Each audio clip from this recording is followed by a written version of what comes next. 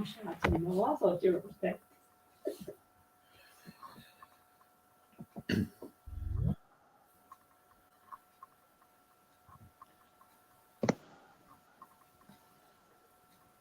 What's happening? Hello, and we are live. Sorry, guys, it's good to see you. Yeah, what a day. We got Michael, Khan, and PJ in on on Element. I'm quite confused all about what's going on with me. It's good to see you guys. How are you doing? Yeah, not bad. Not too bad, but yourself. I thought we were starting at 8. I just seen you saying we're starting in 5 minutes. So I thought I'll better quickly make a cuppa. I decided to start a bit earlier because we can only go to 11 o'clock. Yeah. Is the sound okay to everybody? I hope so. It's a little muffled, but I can hear you. I wonder Sounds why. alright to me. I've not got YouTube open today, so I'm just in Element. As long as it's just clear, people can hear what's going on. Owen says it's double sound. Yeah, I can hear. Oh, well, I can hear you. Don't know. Don't know why it's doing double sound though. Maybe it's a setting or something.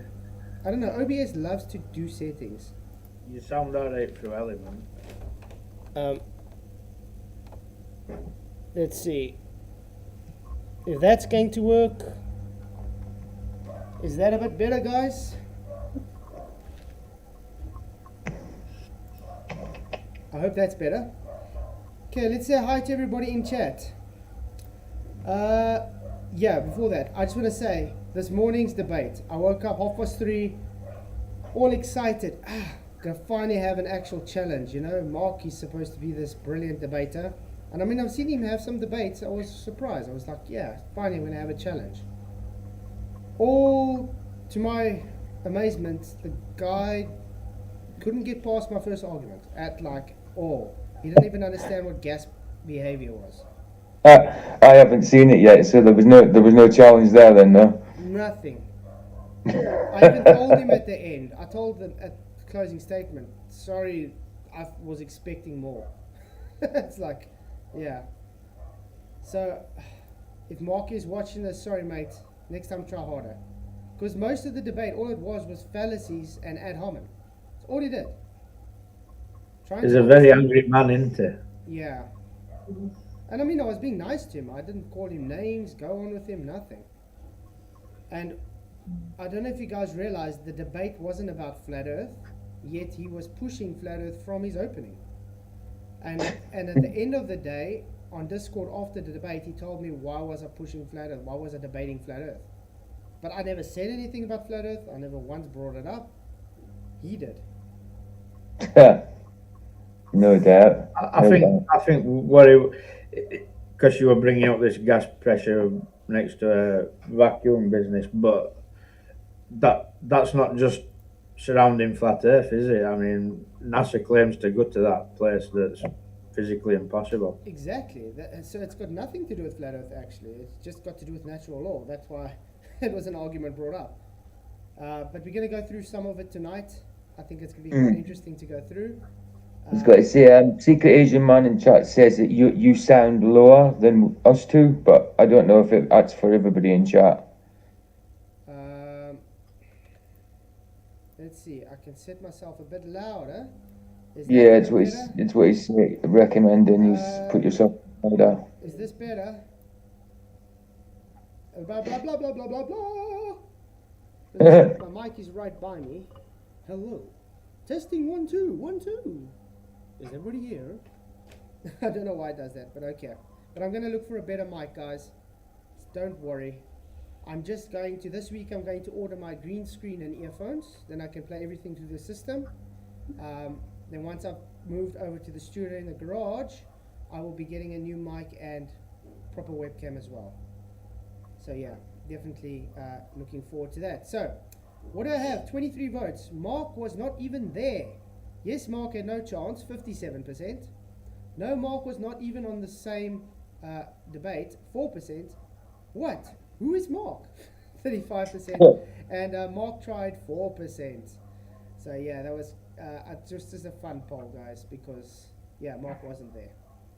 Anyway, Good to see PJ Cruikshank, INFE, Alan Norstrand, Sasquatch, good to see you, mate. Moxie, Normal Dave, Secret Asian Man, Better Than Gold, hello, hello. And it went on and on. Yeah, you guys commented quite a lot. Getting to where the new people are, hello, wherever you are. And Sean Hawkins, his usual nonsense projecting. Jamacho Wombat, hello, good to see you. Owen, great to see you. Flat Earth Truth, hello, hello. Happy to have you in. Richard G, hello. Charlie Walsh, good to see you, mate. Brian Stavely, great to see you too. I think that's everybody I see there. So yeah, tonight's going to be an interesting one. But I think before we start, I brought out new merch, guys. I'm excited about it. I did some. The Earth is flat for you, Con. Nice one. I've got it. The is flat in green as well, but I'm also gonna make it in orange. I just had my maximum I could put on today. But there is the design. The Earth is flat. I think that actually looks quite nice. I'm not sure what you think. I can't see him because I'm not in YouTube. You'll get there. Oh, you can't see it. Okay, but No, I can't see. But I'll show you sometime. And then I've also. I'm at my mum's auntie, so I've just got laptops. So No I've stress. only got Element Opera. And then I got Do Something Fearless shirt, also with the green. This one is on the back, obviously. I got it on the front as well. I mean, there's a shirt and whatever. And then I did one in the orange because I know people asked for the Do Something Fearless Do Something Fearless range. So I hope this is what you were wondering. So yeah, guys, the new range is up, and I'm going to be putting more up in future. Hope you guys all enjoy that. Peter, do you like it? Yeah, I like the hoodies. I like the hoodies, definitely. I love the hoodie. I want to get the hoodie like this that says Do Something Fearless on it. I think that's quite cool. Oh yeah, it's nice. It's nice. Yeah, but I do think the hoodies look like a good quality hoodies, man. So I keep saying I'm going to get one. I still haven't done it yet. I'm going to have to get one. Look, these clothes are actually very good quality, guys. Yeah. They do sell good quality stuff. Brian says, if you think of using your laptop's internal mic instead, it's not a laptop though. It's a desktop, so it doesn't have an internal mic. I have changed my input settings of this thing, but like I said, it's actually cheap. One of these Chinese mics. That's probably why it's like it is. Don't buy Chinese, guys. Yeah, because you sound Mandarin to us, man. You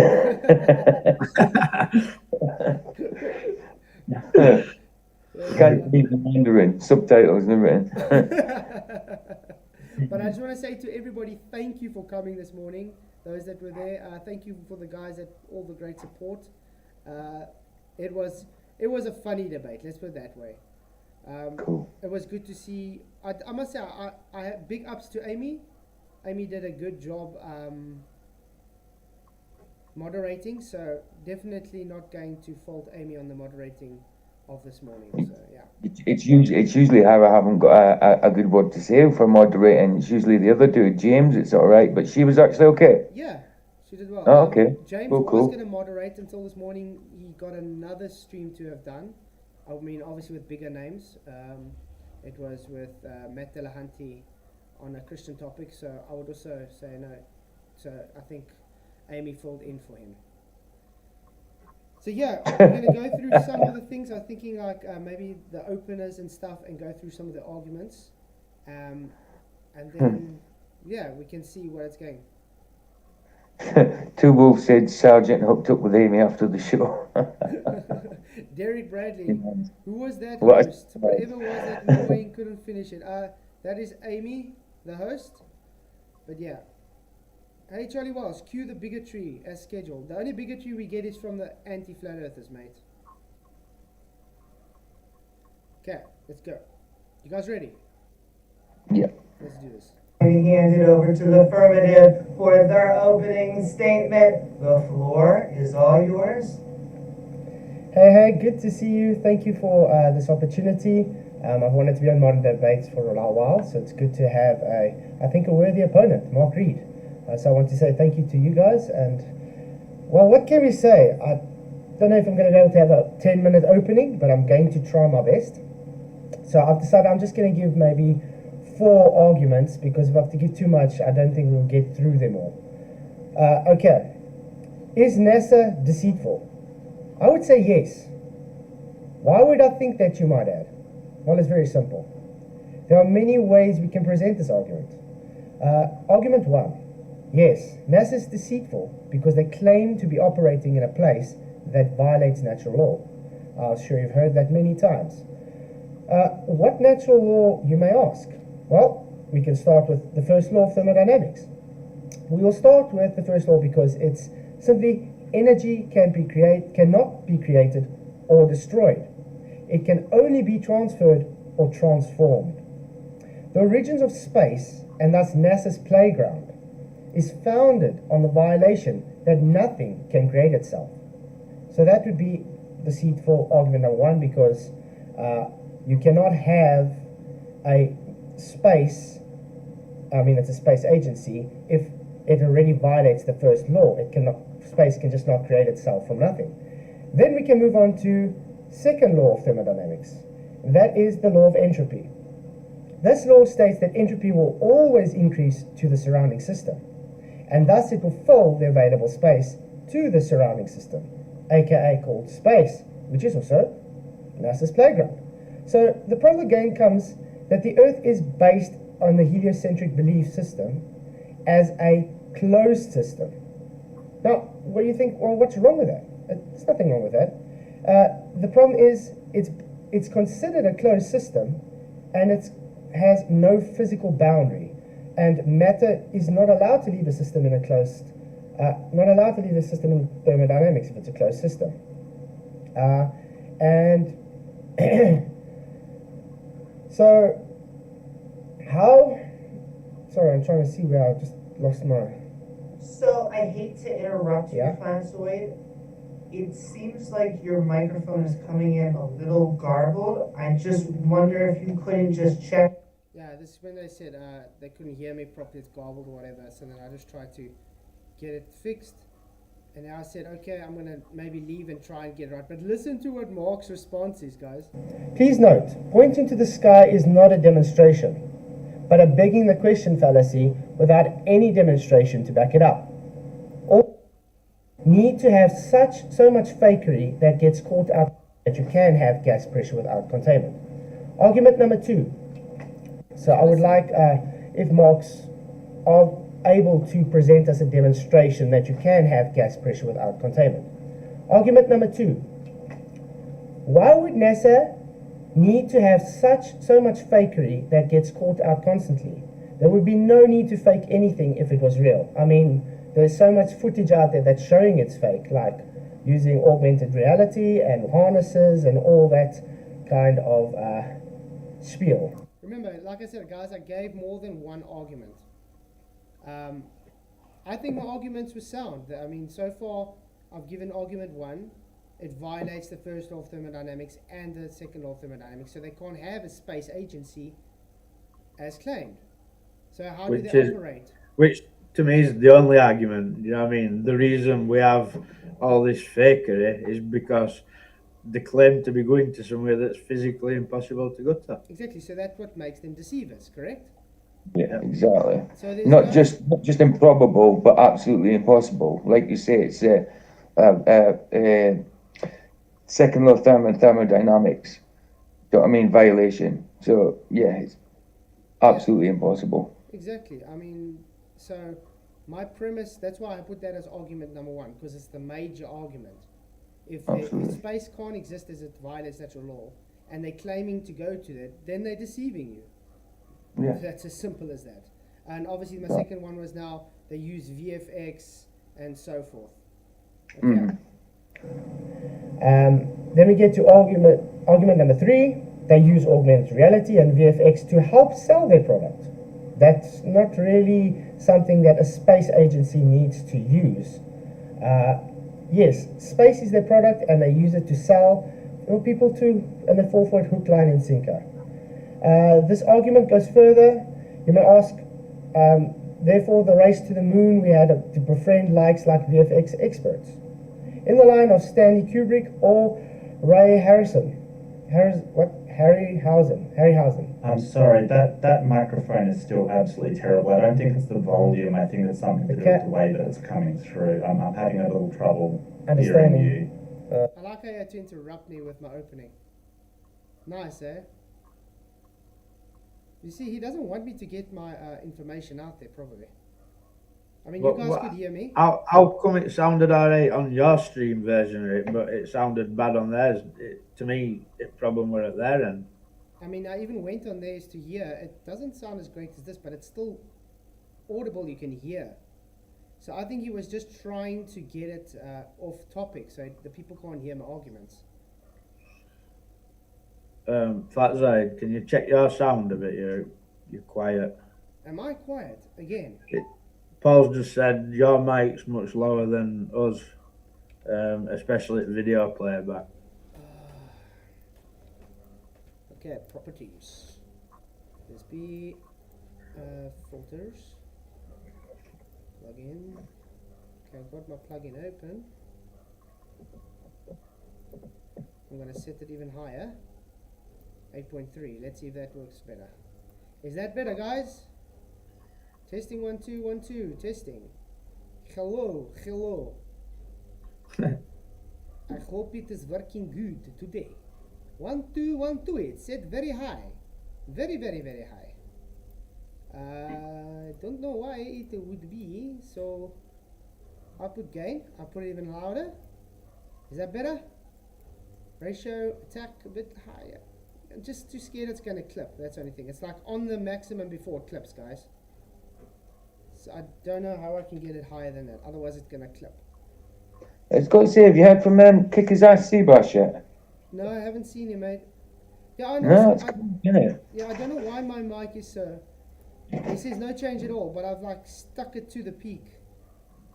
I've just seen his name in the bottom of the screen then, and I was thinking, oh, still haven't heard from him yet. Yeah, or maybe I should talk in the mic like this. Does this work? If I talk in the mic like this, guys. Does this work? Okay, well, I'm going to try to talk like this and we're going to see if it's going to work. Okay, that's a bit better. Okay, I'll talk like this. Yeah, it's a bit better actually. So from now on, I'll talk like this in a very cheap mic. I know says no change. Some people say no change, some people say it's better. You never got to please everybody though, that's the thing. Hello, testing 1 2. Let's do it this way. Hello. Okay. Paul's typing again, so let's wait to see what Paul says. Okay, while he's doing that, let's go on. What an element. Because I want you guys to hear what he says here. When I've made a statement, I'm going to go off to try and see if I can change the mic. Listen what he says. Let me see if I can. Probably is awful for the audience as well. Okay. Well, and what I will do for the...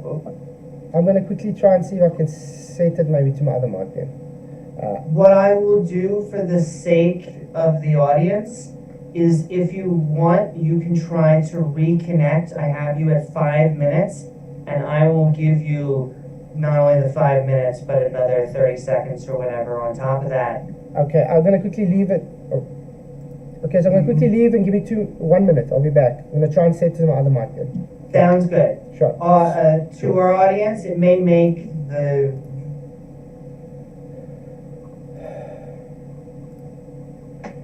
Okay, so this is where I disconnected, and then I was trying just to quickly change the mic setting to go back in. Paul says, can you turn element down a bit because we're mega loud compared to you. Are you making? Yeah. But Okay. he said in element it's better sounding than it is actual watching through YouTube, definitely. What the? Okay, so I must turn you guys down a bit. You know what I'm Wow, going to do? you I'm going to turn you guys down a bit. I'm going to turn the TV up more. How's that sound? yeah, because you have gone a bit low. Is that better now? Okay, let me put the TV louder.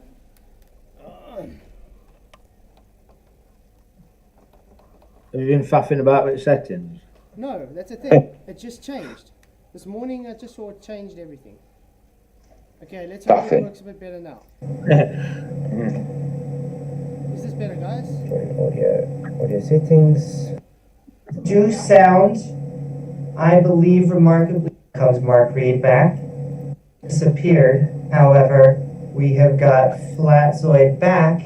Hopefully his audio is, and here comes Mark Reid back. Listen to Mark's statement now, guys. Is my sound a bit better now? I've set it to my other microphone. You actually do sound, I believe, remarkably better. I'll ask. Yeah, I'm so sorry. Yes, Debatable D, I'm playing the sound through the TV at the moment because I don't have earphones. Like I said earlier, I'm going to play it through earphones when I get my earphones, which I'm ordering this week. The earphones I did have, my children decided to tear it apart to see how it looks on the inside. Okay? I remember doing that as a kid. Earphones, I was fascinated that they were magnets. So yeah, that's why that. But is it sounding a bit better? I hope so. Unfortunately, guys, it's all I can do for now. Paul says video playback's loudest now. So Okay, I don't know what's going off. Don't know. You sound low in element, but I can hear you. But then why? Because the sound from the TV is coming to my mic, which is further away from me. Why is it louder than me then? Which is right in front of the mic. Crazy. Doesn't make sense. Hey Spud, how you doing, Spud? Good to see you, Spuddy, mate. Good to see you. Okay, let's listen to what Mark says. I hit the wrong button. I do apologise. Listen, this is not an April Fool's joke. This is a real debate. Like, seriously, this isn't some fun thing. So, did you hear what he said? Yeah. So. Let me start again. What were that comment felt like? Were the people in chat saying that it were fake? No, this was in response. I don't get where it were coming from. With it, like this was in response to my opening. He's calling me, my argument, my opening, a April Fool's joke. Oh. I see. Debatable. That's one big April Fool joke. Hang on a sec. Globe's an April Fool that's been going on since time immemorial. Yeah, every day is April Fool to the Globies. TV, mate. Debatable D, a TV. LG, you see?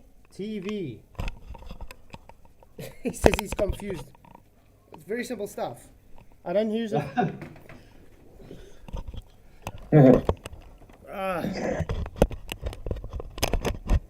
Okay. Now I have to try and set the screen again, so it doesn't look like I am.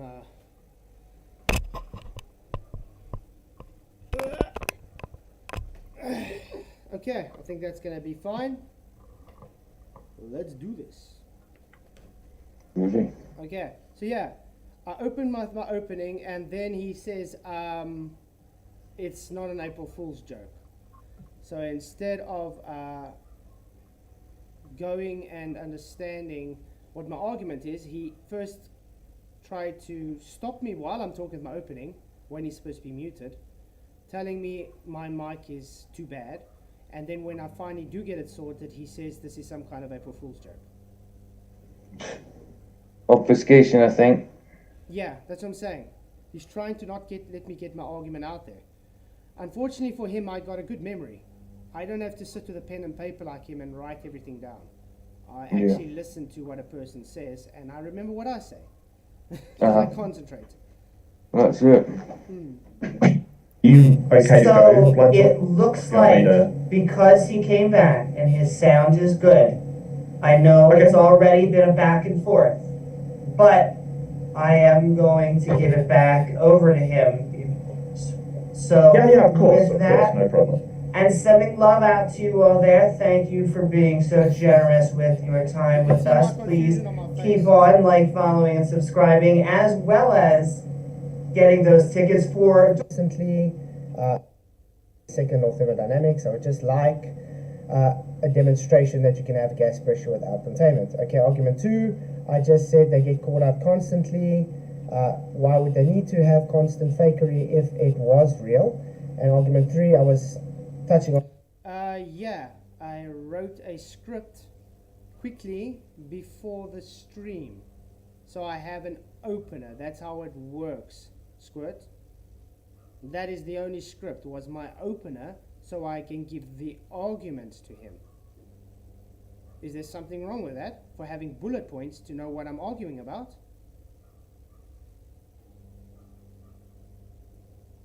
Yeah, that's how sad these guys are, attacking that I use a script now for an opener. Weird.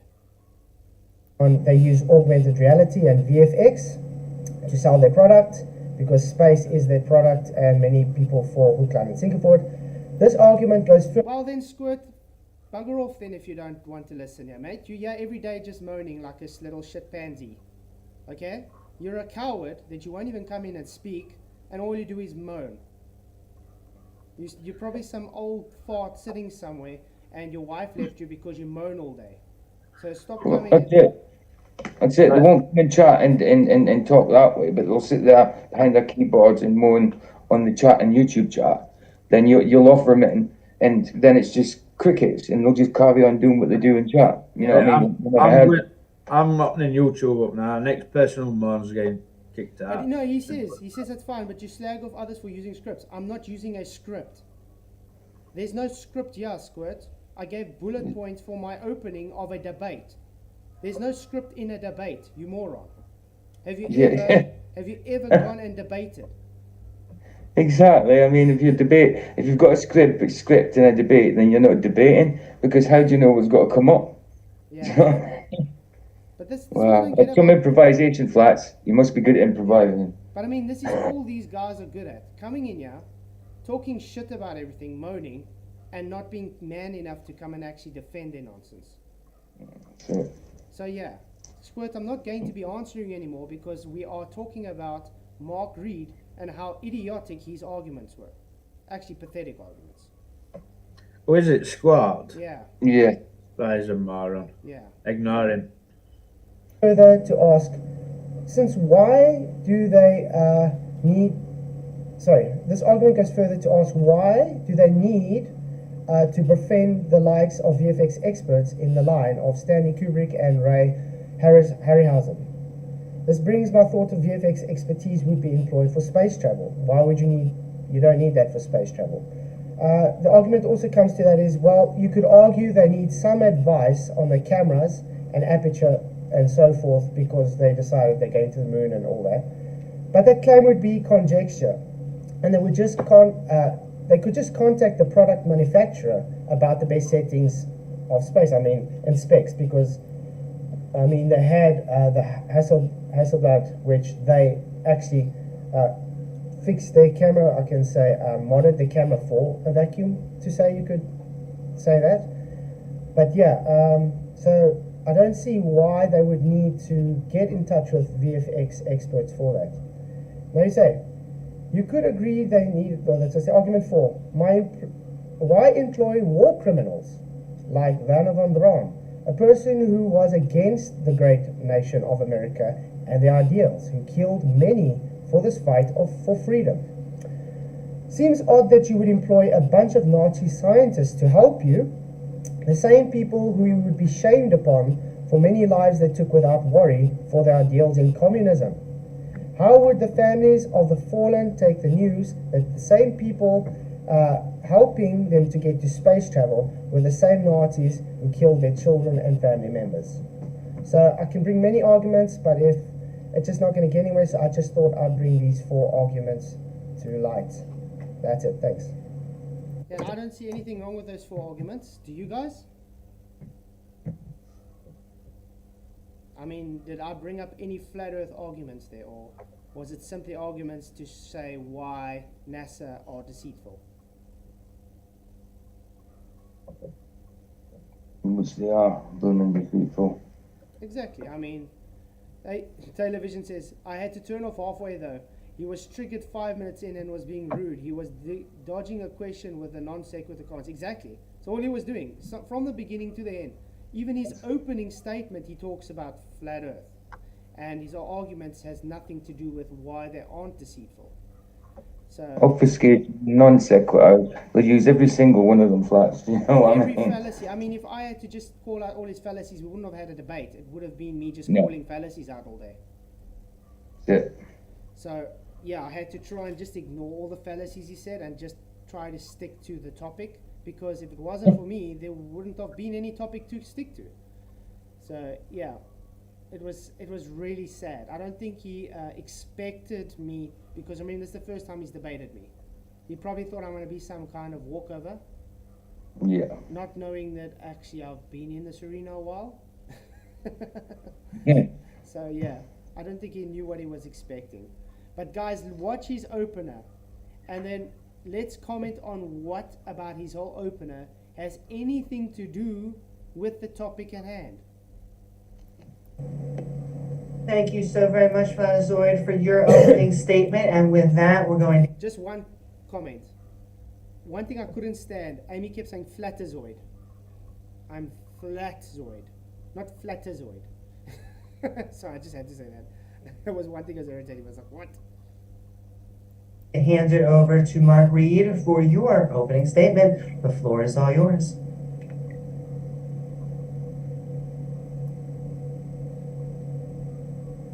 This is confusing. Because There's 3 of me on screen. of the way that of our systems handled up, you might have to manually mute, even if... Yep, okay, fantastic. I'll share my screen this time, and I won't click the wrong button, I promise. Just tell me when it is up on the screen. You're good to go. Okay, hello, my name is Mark Reid. Today I am taking the negative of is NASA lying or is NASA deceitful. I thank you for joining me, and I want to thank Amy for moderating and Flatzoid for being my debate opponent. Now, first off, the NASA mission statement is indicative of the way they are inclusive and work for the benefit of all humanity. They do provide a safe, stable working environment for their employees, and sort of it encompasses all of humanity and all of our planet for the benefit of all. So they're very upfront with what their intentionality is. Now, okay, I just got to go back there. Let's look at these bullet points there.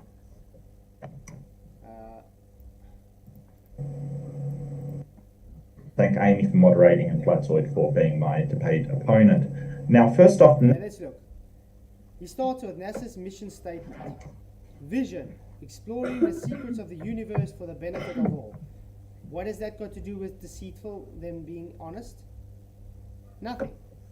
No. He goes, like you say, he starts off with a mission statement, which is obviously what they're about and all that, and their intentions and all that kind of stuff. That's not getting into the crux of the matter. Exactly. You know what I mean? It says mission. NASA explores the unknown in air and space, innovates for the benefit of humanity, and inspires the world through discovery. Again, that's got nothing to do with are they deceitful or not. Then it starts banging on about like inventions that they've created for use on Earth, as though that's some kind of proof that they're not deceptive. Like space blankets prove NASA's not deceptive. Exactly. What a clown. The LEM proves that NASA ain't deceptive. Come on, you know what I mean? Well, and then core values: safety, integrity, teamwork, excellence, and conclusion. Again, not one of these things are got to do with why they are not deceptive. Not one of them. Exactly. It's just a non sequitur television. But the Siege, you're correct. He's a mic hog. He tried to talk as much as possible, and as soon as I open my mouth, then he moans that I'm talking. So it was sad. But yeah, let's let him go on with his chat. I think 10 seconds back should be fine. Another 10 maybe. Sort of it encompasses all of humanity and all of our planet for the benefit of all. So they're very upfront with what their intentionality is. Now, people do point to the cost of NASA, and it's 26 billion, which sounds like a lot, but it's only 0.3% of the entire NASA budget, and you can see that here. Of all the industries and the agencies throughout the US, they're actually very...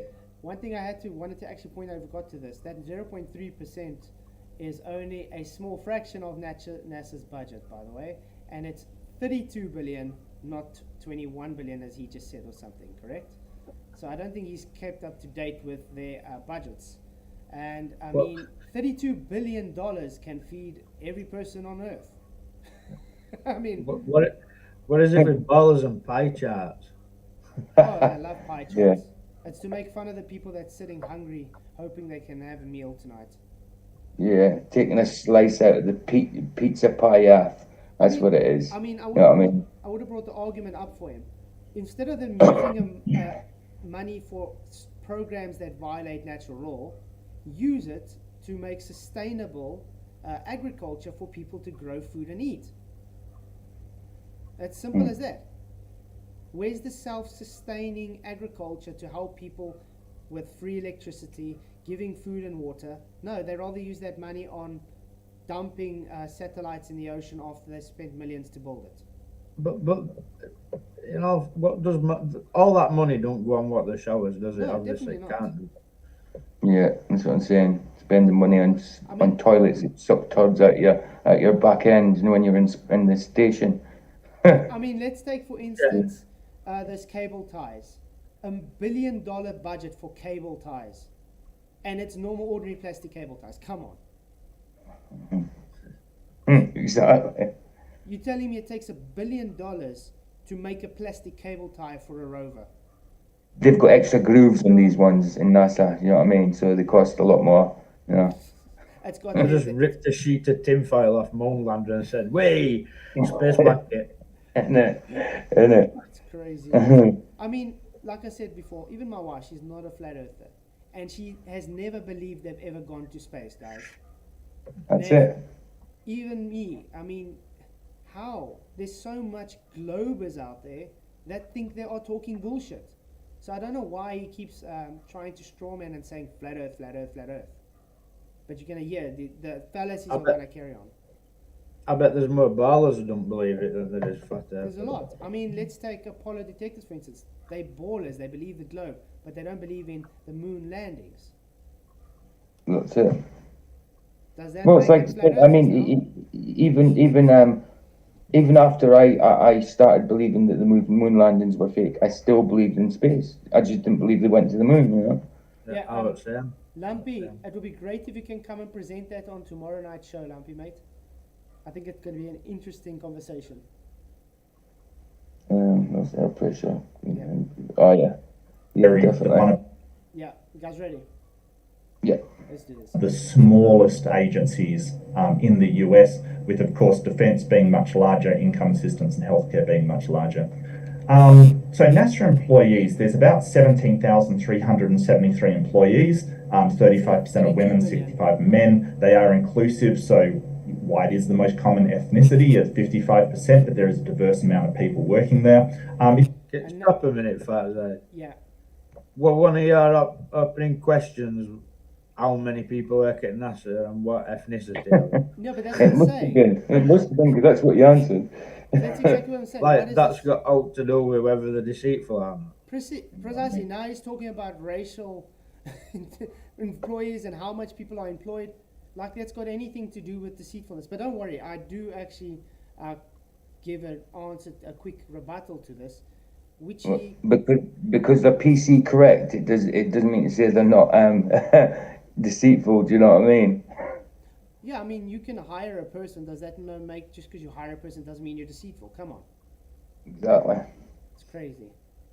If you include all of the other sort of industries that work in the aerospace industry, or the other companies in the aerospace industry, I beg your pardon, sort of like Lockheed and Boeing and all of these companies, the number of employees in the aerospace industry rises to 521,000 workers. 500,000 employees are not lying about what they do. And that does not include all of the aerospace personnel in the 77 aerospace industries across the world. And easily over 1 million people work in aerospace across. And that's also one thing he doesn't get is what compartmentalization means.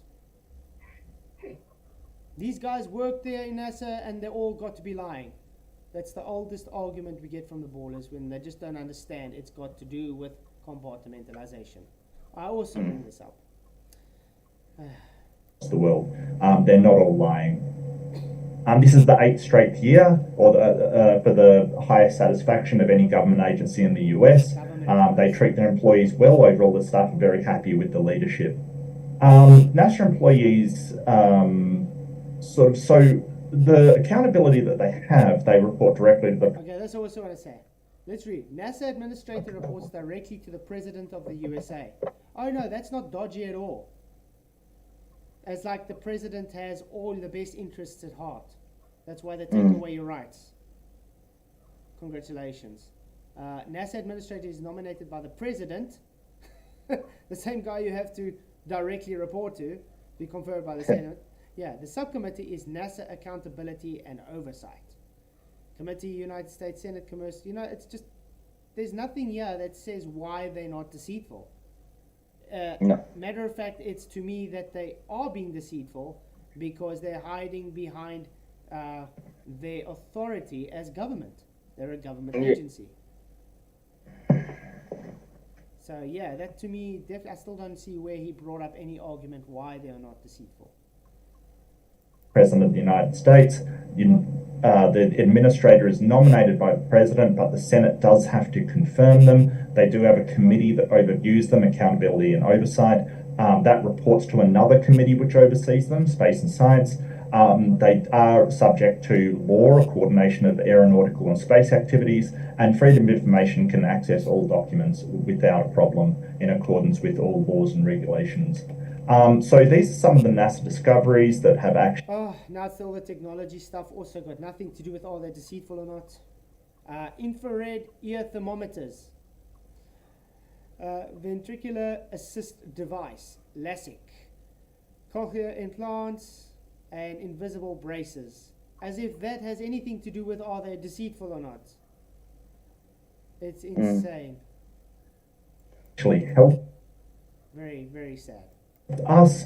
I'm just going to go through them quickly. There's been developments in health and medicine, things like space blankets, which we use in first aid kits, transportation, highway safety, chemical detection, things like that. Public safety, like these firefighting suits, which resist heat. And there's a reason why I'm going through this. I'll get to it at the end.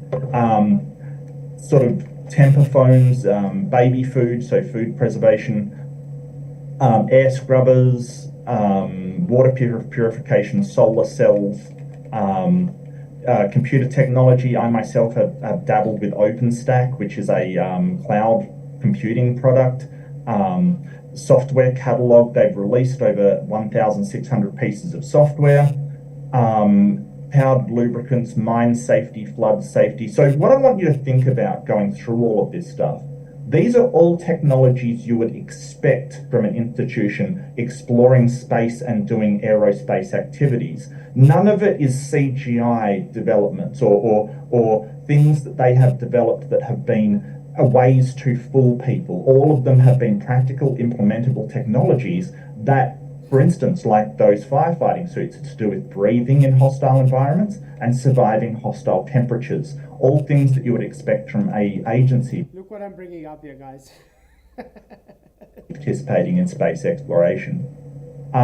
This is the technology that Flat Earth has produced. The SPS works closely with scientists in the creation of visualizations, animations, and images in order to promote a greater understanding of Earth and space. A VFX department. You know, they got quite a huge VFX department. For a space agency. Does he understand that? I don't know if anybody else is hearing it, but you know when you stop the video, it's like you fade in sound, like you go from low to a bit higher as you're talking. I don't know if Michael can hear that or if it's just me. Wow. When he pauses the video, it's like he fades in sound from low to high. It's like he's quiet then comes in high. You're hearing him speaking on his video, aren't you? Yeah, not just that though, not just that bit. No, I'm actually hearing him like it's like he starts talking, but it starts off low, then it comes in high. It's separate from the video I'm hearing. I don't know. It must be a setting then on OBS again. Don't know. OBS loves to change settings for some reason. My mum says contact NASA, they'll help you. Yeah, they have me at best of heart. Look at this. The program funded more than $750,000 worth of animation and visualization in the IRC, holding 2 of the 3 full-time positions. Yeah. What did he just say? They got nothing about CGI and whatever. Just because he didn't pop it up doesn't mean they don't have CGI departments. I mean, look at Artemis 1, for instance. There was so much VFX problems in the so-called going around the moon and stuff. People were having fun tearing it apart, left, right, and center. But yeah, claiming it's real, that's the problem. Flat Earth movement has actually been around for longer than NASA. Now he's talking about flat Earth movement. What was the, like I was trying to say, what's the topic of the debate? Why is NASA deceitful? It's got nothing to do with flat Earth. They specifically told me they don't want to debate about flat Earth, by the way. They told me that. So they chose a topic, and their topic was, is NASA deceitful? Note, I never once said the word flat Earth. I never brought it up. Although he brings it up in his opening, and through the debate, he keeps on going flat Earth this, flat Earth that. Very sad. They have produced literally nothing. Zero, zilch, nothing to help us in any way, shape, or form. And now NASA definitely has a higher budget, but you would expect over the 100 of years or 200 years of the 1800s that the flat Earth movement has started, it would produce something. But no, nothing. Absolutely nothing. NASA is honest about its failures. Its first satellite on the left catastrophically failed, and the Challenger disaster was the biggest failure ever. I didn't want to get into the Challenger disaster. That would have been, wow. Yeah. Now, that took the lives of 7 astronauts and was absolutely catastrophic for NASA's image and detrimental to their overall. That I have to say, it wasn't catastrophic for them. It was for them. Because at that time, the people were losing interests of space travel.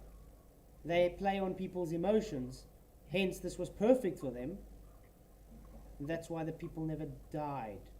You can go and look them up today. They are there. Half the people didn't even change their names. No, they didn't. Some went by the middle name, that was it. Yeah, I mean, people that didn't have brothers all of a sudden have twin brothers with the same names. Yeah. Stuff like that. Yeah. No, it's, if the people want to be that gullible, it's their problem. But like I said, this is a marketing ploy playing on emotions. If you bring people, give an emotional attachment to something, that's why people are so invested into space travel, because they say people have died, so they got an emotional attachment to it. And then anybody that challenges that is now scum. You understand? It's stage trauma, exactly, television. It's part of a marketing ploy. It's an old tactic that's been around for many thousands of years, actually. How do you think governments, I wouldn't say government, but kings in the old days when they wanted to wage war on other, to fight territories, they made it personal for the armies to, how can I put it, to make them have an emotional attachment to, we have to go and fight these people. It's always been that way. It's playing on people's emotions. It's just a tactic ploy. So it's for NASA, not against NASA. And I could have had a whole debate just on that alone. Yeah. Overall image. Now, in the aftermath, they participated in reviews, they improved safety systems, they were very upfront in what their failures were and how they failed. This shows that they are honest about what they are doing. Now, this is actually a 3 NASA employees staged a protest at JP Morgan Bank. This employee is Peter Kalmus. He studies biological systems and climate change. With him were a physicist, Greg Spooner, and science educator Alan Chornak, as well as our engineer Eric Gill. He basically said that about the climate change, that we've been trying to warn you guys for so many decades. We're heading towards a catastrophe and we've been ignored. The scientists of this world are being ignored. It's got to stop. We're not joking. We're not lying. We're not exaggerating. Now, this speaks to the strong moral fibre of NASA employees, and you may not agree with them about the subject here, but they will stand up for what they believe. And this guy was arrested for protesting what he believed was right. I have to give a comment on this. So every flat earther that gets arrested for what they believe in, or Christian, is now not a deceiver in his own remarks, guys. Because that is what he's now saying. Because he got arrested, he's not a deceiver. Because he's willing to get arrested for his protest. So how can he say then that's being hypocritical it's okay for him to not be deceitful, but we are deceitful. I mean, the whole debate, he's been calling me a liar and dishonest, and he didn't give any explain how that was, by the way. But this guy that fights for something that doesn't even exist, getting arrested, is now him being honest. Yeah. Flat Earth wants you to believe that people like There again, flat Earth. Not debating flat Earth. this are unprincipled and are lying to you. But this is a group of people that will actually get arrested trying to stand up for what they believe. Now, why don't flat earthers trust NASA? Again, why flat earthers don't trust NASA? It's got nothing to do with flat Earth. The debate was simply, why is NASA deceitful? Is NASA deceitful? Yes, I was for NASA deceitful, nothing to do with flat Earth. He's supposed to be, no, they're not deceitful. But yes, he's pushing flat earthers into his whole opening. Eugenie Scott noted basically that usually it is extreme biblical literist theology, and I suspect that's the case in this debate. Dr. Joe Pierre said it was the Dunning-Kruger effect, the Dunning-Kruger effect being thinking that you know more than you actually do, when think you are an expert, when in fact you are not. And Stephen Novella basically blamed it was partly ignorance and partly motivated reasoning, that you have a motivation to believe. Okay, this is what's going to stop, guys. Has any flat earther claimed they know more than anybody? Claimed to be some huge expert at stuff? No. Have I ever claimed to be this huge expert? How much times have I said I'm not an expert?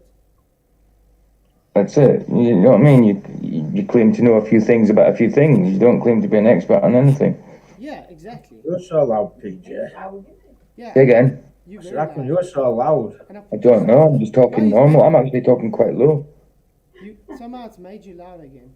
It's weird because like I say, it sounds flat to me. You're hearing flats, all right, but I'm hearing them. It's when he pauses the video feed, I'm hearing them fade in, talking fade in. So I'm only getting the last bit of the sentence. So it's weird. I don't know why it's happening. But yeah, it's weird. It's probably settings. I'm gonna try and see if I can change the settings for tomorrow's show. I even just went out and came back in just to see if it changed, but it didn't. Yeah. But anyway, these things he's giving here is all based on fallacies. And no one says themselves as an expert. The only ones that are claiming to be experts here is like Mark Reid here, because he's telling me I'm wrong while not explaining to me why I'm wrong. It's just projection. Yeah. Something on very weak evidence, but another thing you'll believe, you won't believe on very strong evidence. So why trust NASA? In 100 years of oil. Also, why trust NASA? That's got nothing to do with being deceitful. If you trust a person, does that mean they're deceitful or not? So the guy doesn't even know what deception means, maybe. I don't know. So what's his reasons? Expertise, experience, infrastructure, integrity, honesty, and accountability. Where was the honesty? Where was the integrity? Where was the accountability? The accountability was what? Accountability by the president? I mean, that doesn't give it accountability. Wow. But turn PG up, I could listen to that Scottish twang all day. You sound like a Scottish band. Don't turn him up, he's just nearly blown my head up.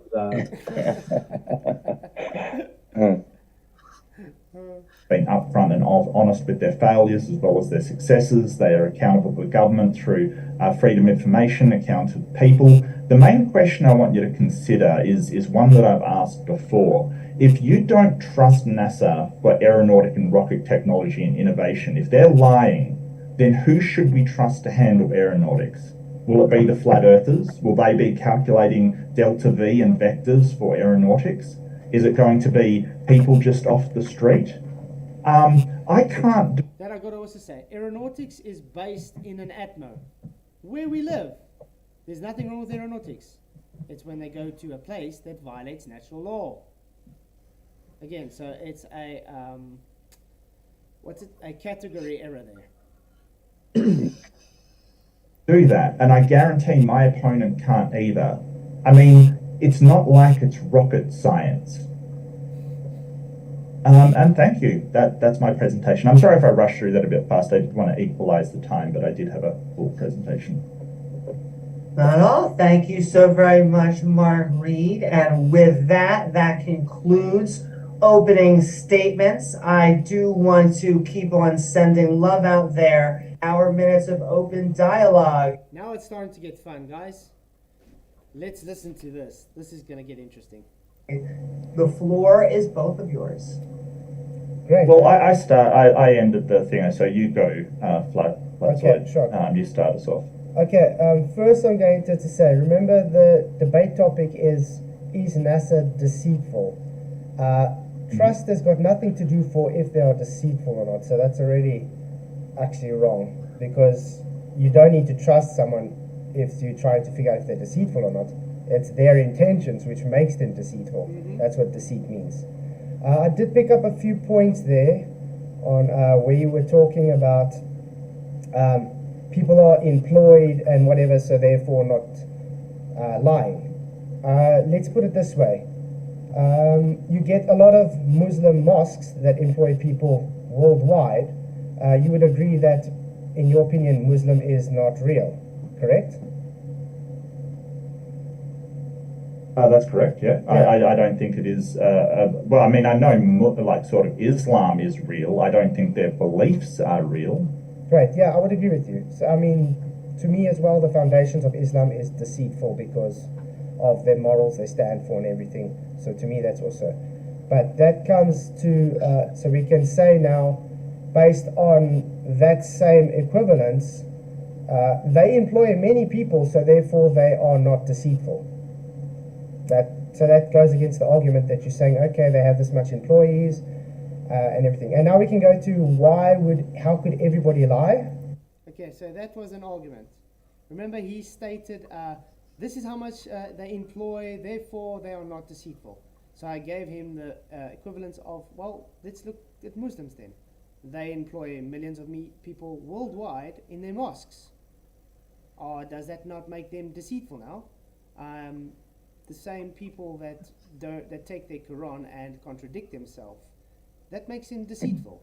I mean, like Muhammad taking Aisha as a bride at 6 years old and then consummating the marriage at 9 years old. That's exactly what the Quran says. And what do they try and do? Pussyfoot around it and change that's not what it means. You understand? So it's deceitful. They're being intentionally deceitful, lying about the foundations of their Prophet Muhammad. So I had all the right to stand on my argument, and, well, he simply didn't even try to rebut this, which is sad. Yeah. Because later on in the debate, he says, I never answered one of his questions, I never rebutted any of his arguments. I just literally did two in the first opening 2 minutes of what I was talking about. I mean, really, Yeah. It's very simple. It's just projection, because that's exactly what he's not doing. You know what I mean? Or what he's doing or whatever. You know, just turning it around and saying that's what you're doing. Exactly. But that's because he had nothing. I mean, he starts off with fallacies and goes through the whole debate with fallacies. That's all he does. Well, it's actually simple. It's compartmentalized. If you're going to work in an area that, let's say, just produces the bolts for a certain craft or something that's going to now, say, go to Mars or Venus, it's compartmentalized. You are specifically commissioned to do that bolt. Now, how it works with compartmentalization and the structure of mental governance, you automatically assume what you're doing is real because you're literally creating physical product, and it's for people are paying you and everybody's working together, as you said, consensus says, so therefore it's real. That doesn't mean it's not deceit. The people working in NASA aren't deceiving because they believe it to be real. This is NASA itself deceitful? Can they be trusted? No. because NASA itself, like I said in the opening, they're in a place that violates natural law. And what do they use? They use VFX artists. Okay, so this is Gish Gallop. You're going on to topic after topic after topic. So I'm going to. Was I going off the topic or was on the same topic the whole time? I mean, I gave his one rebuttal to that and I'm going on the same topic. So I'm just rebutting what he gave as an argument. So now he's saying Gish galloping. Yeah. And what's he writing down? Like I said, isn't he able to just remember what he writes down 2 minutes ago? Wow. It's sad. It is. So, I mean, I'm giving rebuttals. What I've just given, I've thrown every single argument he's had in his opener under the bus. There's no coming back from it. So now, what do we have to go on? Oh, he has to now try and rebut my arguments. But is he going to get even past the first argument? No. Interrupt here and start to address some of the topics that you've gone through. Okay. Because you've gone from deceitful to Muslims to bolts for craft to assuming what you're doing is real, and then you're going on to another topic. So I'm going to cover all of those before we go on.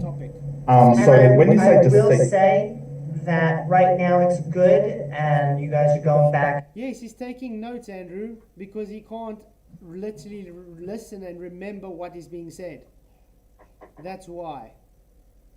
Why it is so hard to remember what he just made an argument about and what I just rebutted. So yes, I think that's his way of saying, listen, I'm not really going to concentrate. I'm just going to try and listen in between and write a bullet point. So if he can't multitask really well, then he's not supposed to be writing. That is my argument. Because it's showing he can't multitask because he can't actually remember what the hell he wrote. Because he contradicts himself right through the whole debate while he's written it down. So yes, I got a problem with it. So yeah, it's very simple stuff. I didn't change any topic. I just rebutted his arguments, and all of them were now rebutted and thrown in the rubbish. And what is he going to do to rebut those? He's going to ignore it, ignore my rebuttal totally, and move on to my arguments. Yeah, that's called concession, ladies and gentlemen. Concession in the openings that he's already lost. From here, it just goes down and down and down. And forth, but if it gets too spicy, we can go into intervals. But Mark, you were speaking, right back to you. Sure, no problem. Okay, so when deceitful and trust are inherently related, so if somebody's being deceitful, you should not trust them. I'm saying you should trust them because they are being honest. That was the thrust of my presentation. Again, like I explained, trusting someone is not what the argument is. The argument is, are NASA deceitful? What has trust got to do with that? You can trust a deceitful person. That doesn't make them not deceitful, correct? That's right. So I don't understand that. So You should have clarified with him whether he understood what debate were about to start with. Oh yeah, I did it quite a few times still. Keep bringing it up, what the topic is about. It's going to carry on. It's sad. But I mean, how much times has he said flat Earth just in his already since we started? I think like 4 or 5 times. That's what they always bring it back to. Because it doesn't matter what topic you talk about. In his head, you're just a flat earther. So he'll bring it back to flat Earth every time. The fact that he kept bringing flat Earth up tells me that he's an anti-flat Earth. He is. He's Yeah. anti-flat Earth. Because a normal glober arguing that wouldn't have ever brought flat Earth into it. Exactly. Yeah, but I mean, you're arguing whether NASA is deceitful, not whether the Earth is flat. You know what I mean? But you know, the funny thing about it is, James and himself said they don't want to debate the flat Earth. So I said, fine, bring up any topic you want. So they chose this topic. They chose is NASA deceitful?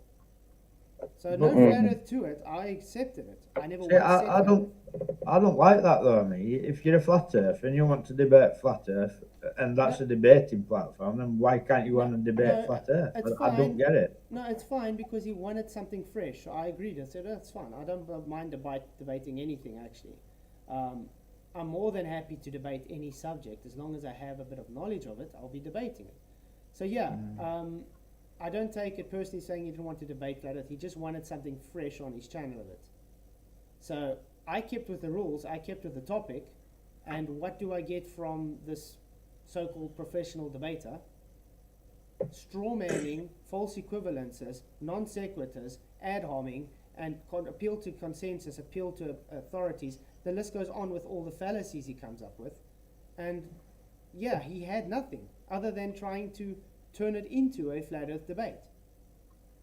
After they didn't want it to be a flat earth debate, you understand? He had nothing, yeah. I don't know, he had some nice earphones. Oh yeah, he has nice earphones. It looks like Terra Baldi.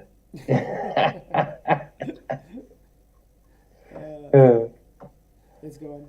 That is the sort of contingency of those oughts. If deceitful, shouldn't trust, honest, should trust. And that's a very, very basic thing. Now, Muslim mosque, basically you're talking about two different things. You're sort of putting two different categories together because one is a religion and the other is a practical, implementable, scientific. Wait, I have to stop. Debatable D says that's a pre-planned strategy from Flats. Wow, you're giving me a lot of credit. Thanks. No. If someone tells me the topic, they don't want to talk about flat earth, then I don't talk about flat earth. Hence why I never brought up the word flat earth ever. Okay?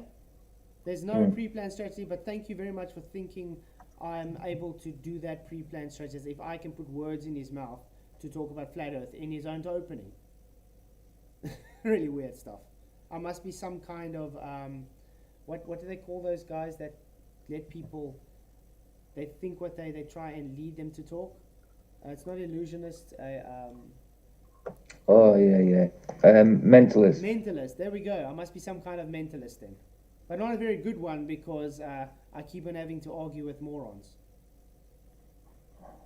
Because if I was very good at it, there would be no Globers, would there?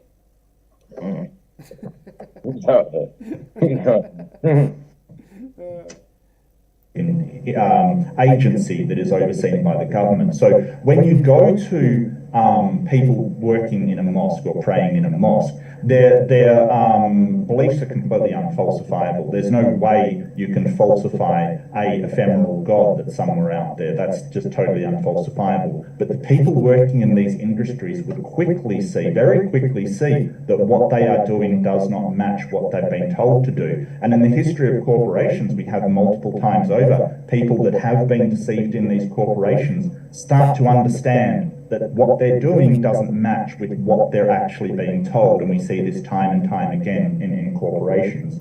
And I already explained that based on why I say the Muslims are deceitful. So I had a basis to stand on why I said it was deceitful. So therefore not a false equivalence. He just hand-waved, dismissed it.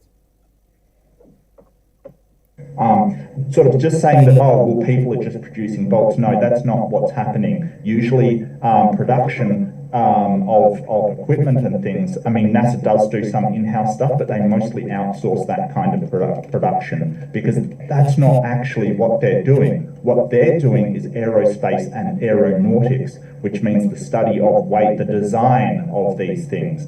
So, yes, don't get me wrong, there are people producing bolts, but probably not as many as you think. What they would do is they would manufacture somewhere else, have it in-house. There would be engineers constructing things, but those engineers would be taking aeronautic principles into consideration. Okay, I just have to quickly state this because I see that people are chatting about gas pressure and weight. Gas weight can only be calculated, guys. Gas weight can only be calculated, not measured, because gas never stops moving. It's always bouncing around. You can't stick gas on a scale and weigh it. You know what I mean? You can't weigh it. It can only be calculated. Even if you only got 1 mole or 1 particle of a gas in a container, it cannot be weighed as a weight because it's hitting around in the container constantly. That's why they take a container, measure the weight, then put the gas in, and calculate the weight based off of the added weight.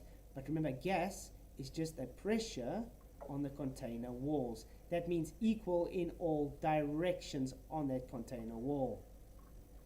It's not measured weight, it's calculated weight.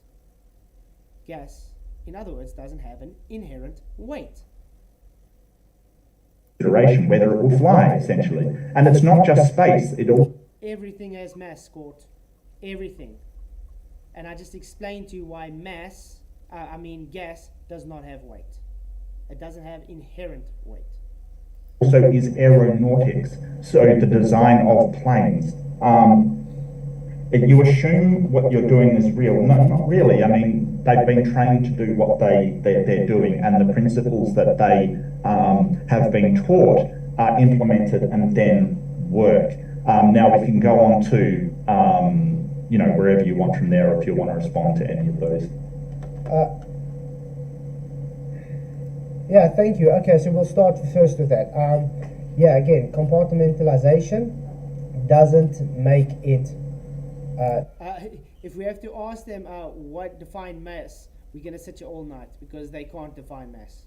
It's just simply the same as inertia, guys. Oh, wow. Real. It doesn't mean that people are actually lying. Compartmentalization works on the principle that you are mentally governing the people to believe what they are doing is lying. So the people themselves are not the deceivers. It's NASA. Remember, the topic is NASA, so that's NASA as the whole. Now, I disagree with you when you say it's not a religion, because you guys do have a religion because you have to go against natural law. Like I asked in the opening, would you be able to demonstrate us gas pressure without containment, because it goes against the second law of thermodynamics.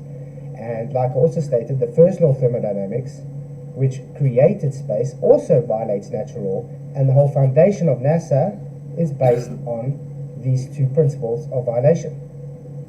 So we can go with that first. He did get scared when I punched my palm to Wolves. He was like, what the hell, are you trying to hit me? I was like, no, I'm just showing pressure. That's crazy. He thought I was like, no, I was saying I'm going to hit him or something. I was like, what the hell? I was surprised when religion bit popped up. You didn't tell him about George Lemaitre. Oh yeah, we didn't even get to that. I was just trying to get, because I'm trying to get him to get onto my argument number one, so we can get somewhere. Because he's got a tendency to try to obfuscate from a point. So I wanted to understand. So if I had to do that, then we're going to be talking about George Lemaitre and Catholics and all that rubbish. I wanted to simply talk about gas pressure without containment demonstration. I hear you. You understand? So that's why I kept it so honed in them. You're going to see straight through the debate. The more I try keep him to the thing, the more he tries to obfuscate away. Okay. Well, compartmentalization, like at least a significant proportion of the population of NASA would have to be lying, because they're all involved in the principles that they've been taught. The people designing the things would have to be lying. The people, the astronauts would have to be lying. The engineers would have to be lying. There would have to be so many liars at NASA, and I wonder how you come by, what percentage is it, and how did you come by this information? Now, gas pressure without a containment, we see that actually in our world, because if there was a container around the Earth, then the gas pressure would equalize. Remember that, guys, 52 minutes. If there was a container, the gas pressure would equalize. This is a claim he made that he even had to obfuscate from with his own with his own explanation later on. It was really, really good. So with a container, the equalization of gas pressure would occur like in any other system we see. So if we have an uneven amount of pressure within, say, a bottle, a gas bottle, and there's only the container around it, all of that gas will equalize to one pressure. They don't have a different pressures going up and down. So the actual fact that there is a gradient of pressure shows there cannot be a container there, or else the gas pressure would equalize. Literally showing his ignorance to gas behavior. Just had to point that out. The mere fact he says it like that shows he doesn't understand what gas behavior is. I think he even made a claim that gas doesn't have behavior. Yeah, that came out of his mouth. Gas doesn't have behavior. Then I actually got him to concede it out of his own mouth that gas has to have behavior. It's sad.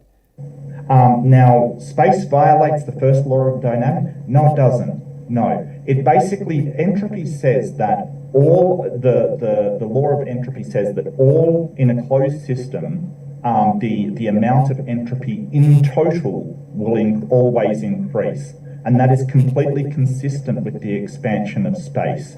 And you're saying, hey, it violates it. How does it violate it? Because you just keep saying that.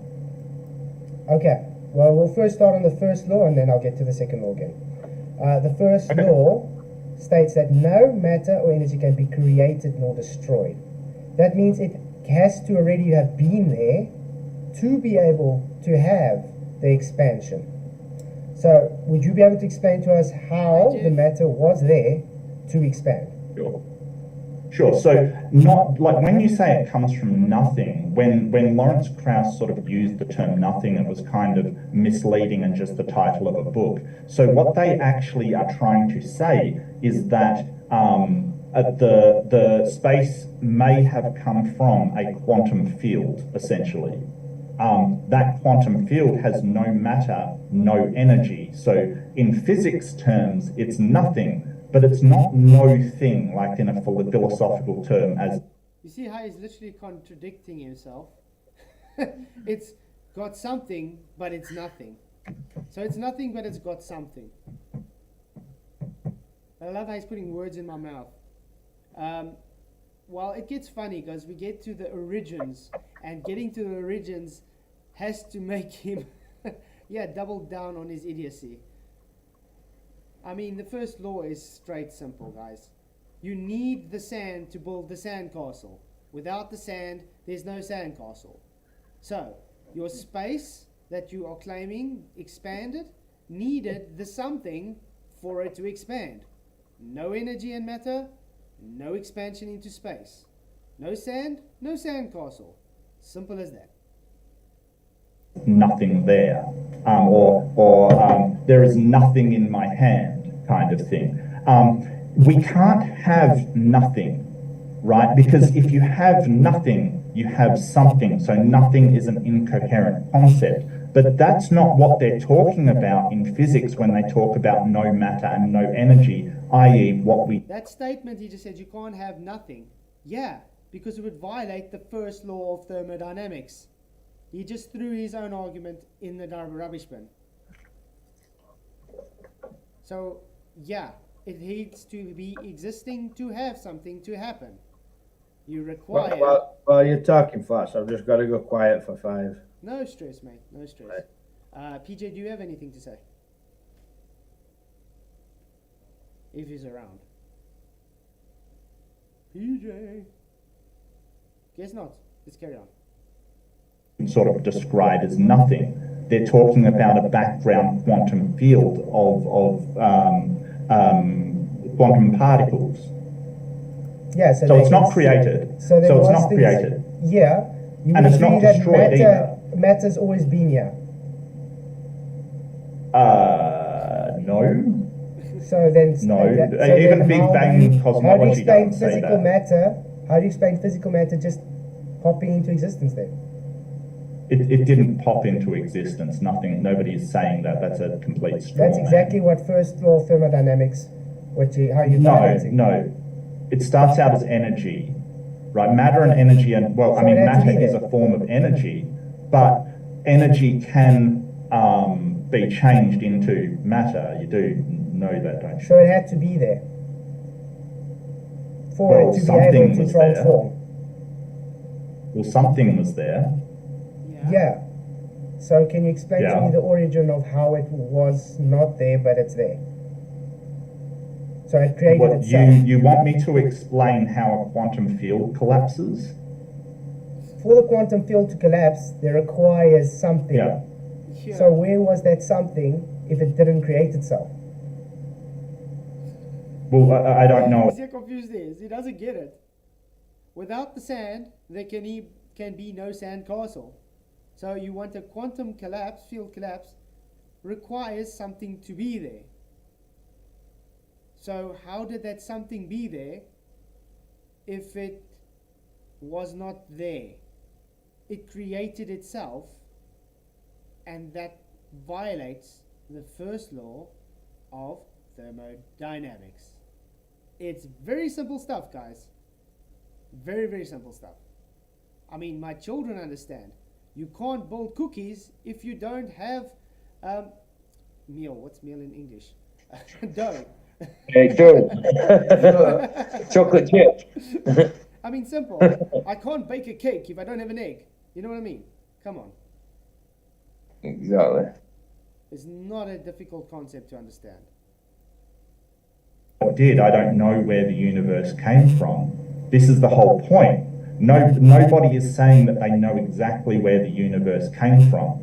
I mean, Sean Carroll basically says, well, if the Big Bang was the start of space and time, then if you're sort of saying what was before space-time, then you're asking an incoherent question, because if time was at the start of the universe, before is a nonsensical state. Hey, Mad About Shave, thank you for coming. Yeah, and no, it's simple. And by everybody that's just joined, thank you for being here. You guys rock. Please hit that like button and share the show if you are enjoying this.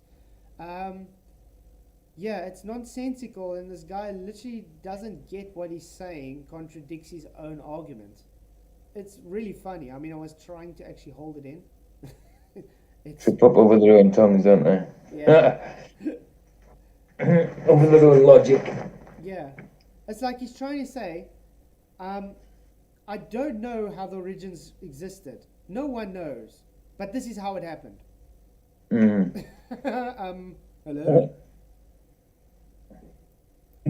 See, at least we give an explanation for existence, you know? Exactly. But nothing they pronounce, or, you know what I mean, state in their globe model, heliocentrism, can be demonstrated. It's all faith-based. It's a religion for a reason, because it's faith-based. You can't demonstrate their things for the globe. You're sort of saying, how was the universe, how did it come about, how did it form? And I don't know the answer to that. But you're saying, you know, I presume you're saying God, and you can't demonstrate that one either. That's the problem. Nobody knows for sure where the universe came from. They just assert it to be true. Now, I'm not asserting anything, but I'm saying that it doesn't violate the first law of thermodynamics, because... Exactly, Moomin Rider. I did try my... I was just letting him talk because I knew he was going to talk a hole into himself the whole time. So yeah, but I had to try my best to keep him on topic, because yeah, this guy's like a slithery snake trying his best to obfuscate away. It's very simple, but yet too complicated for this guy, somehow.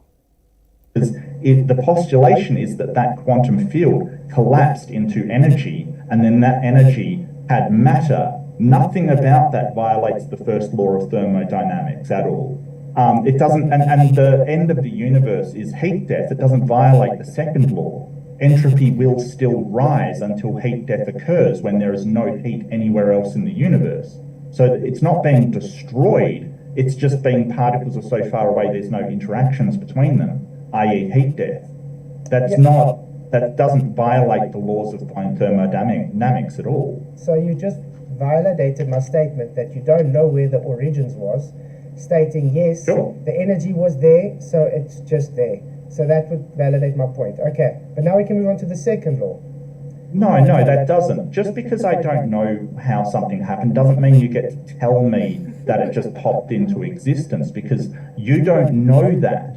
I know how it popped into existence, because we have a supernatural How did it pop being. into existence? We have a supernatural being that's above natural law, aka God. So he created everything because it's above nature. Okay, can you heliocentric? Can you demonstrate that? The heliocentric model is based on nature, not supernatural. So you have to abide by natural laws. God is above natural laws. He's supernatural. He created the natural laws. You understand? So he doesn't need any natural law to create anything. He just creates it. So we have an origin story. You guys don't have origin story. Well, just because you claim that a supernatural being did it doesn't make it true. It's just your assertion, and it's a hollow base assertion because you can't actually demonstrate how it was done or that a god did it at all. Okay, I want to ask Mark, how can you demonstrate a supernatural being that is above natural law? You can't. That's the whole thing. The evidence is in nature, and we don't mind saying that it's a faith. You know what I mean? Yeah, but I mean, that's the thing. It's supernatural. It means it's not bound by nature. So there's no need to observe it or demonstrate it, because demonstrations are natural based.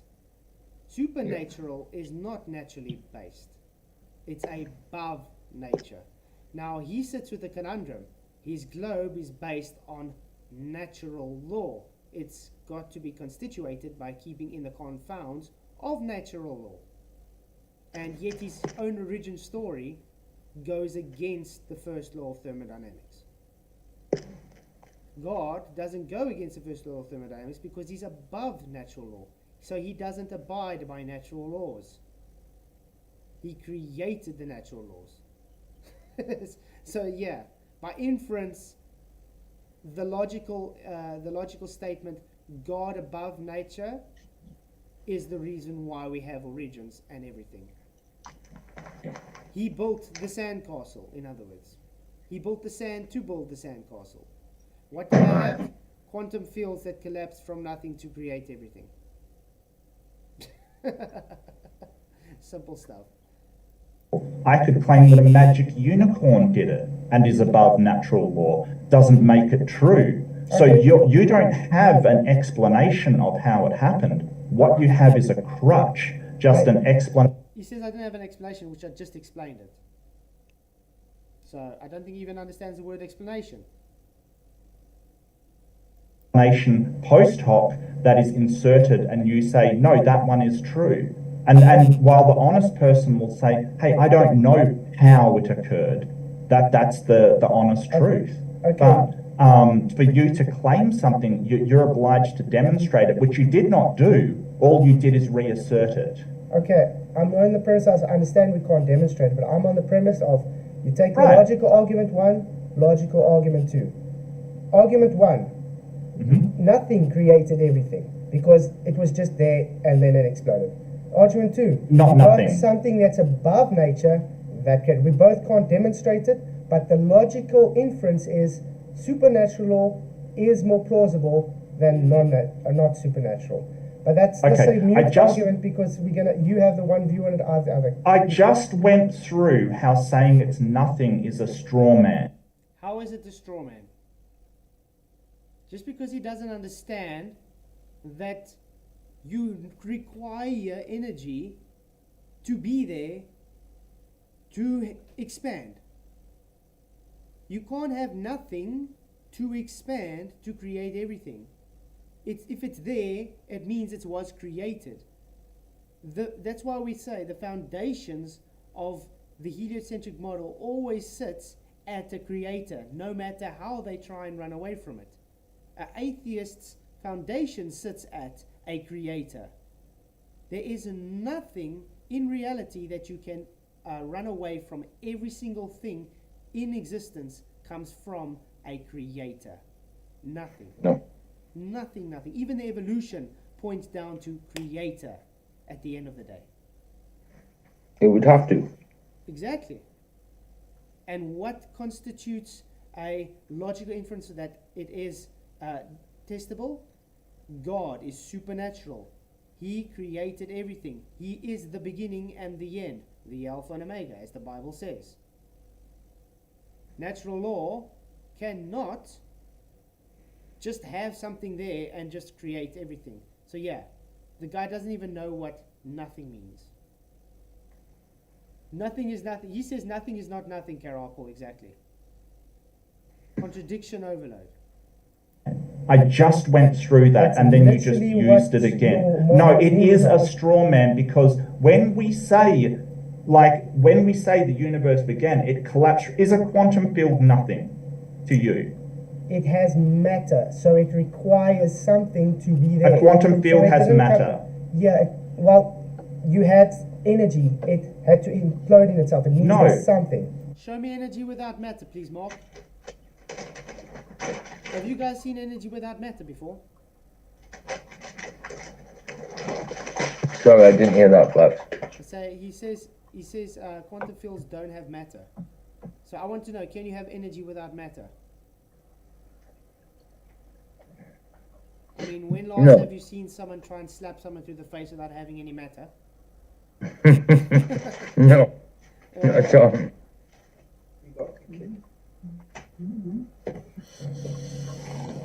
It's something, yes. So if I say a quantum field collapsed into the Big Bang, the origin of the universe was a quantum field, does that mean it was nothing?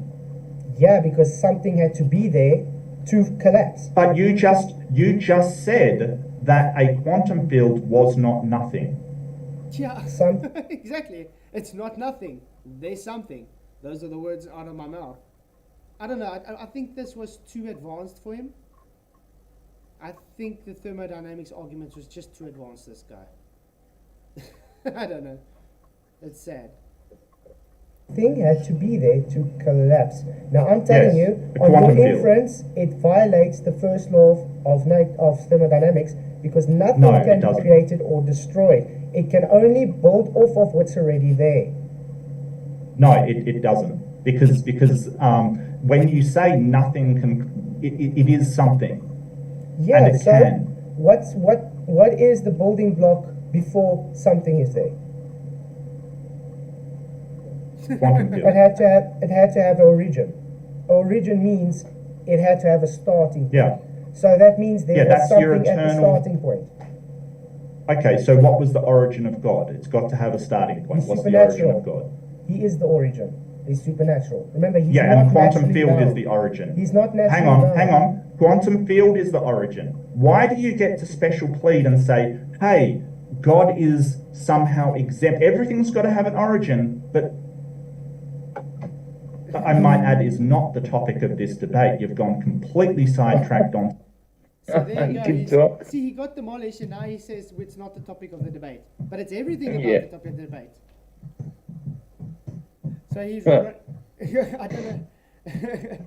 So he knows he's demolished, so therefore he says it's not the topic of the debate. Where what is the argument? Bit of Space projection there, I violates think. the first and second law of thermodynamics, so therefore NASA is deceiving you because they're placing their playground in space. The same space that violates the natural laws of thermodynamics. First law and second law. Now, this first law literally went over his head, threw his argument in the bin, took a shit on it, and set it on fire. I don't know how much more simple I can make it. The guy wasn't even there. It was totally out of his depth. And you think that gets bad? Wait till we get to the second law. It's even worse. Could imagine. Yeah. Infinite regress fallacy, exactly, Oxbow. To this. Like, I don't get how, like, whether or not that statement is true, it is what the scientists at NASA believe, that they don't know the origin, but it could be a quantum field, right? They believe it. Are So yeah, he's appealing to authority and consensus. That's his rebuttal to it. they being deceitful if they believe that's the case? No, they are not. They're being honest with the information that they have.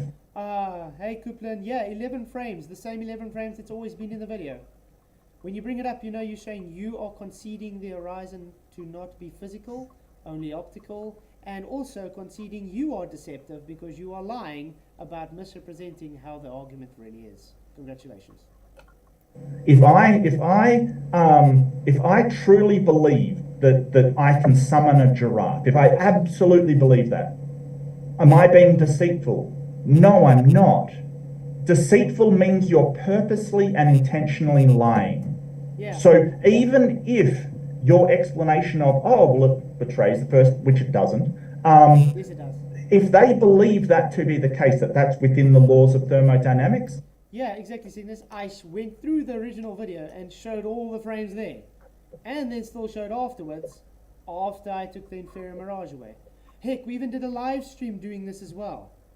Sad Yeah. thing is, the guys don't get it because they take the deceiver like Reds and say, look, this guy's a dishonest prick. In the meantime, they only know what's going on from an actual liar that has been called to be a fraud.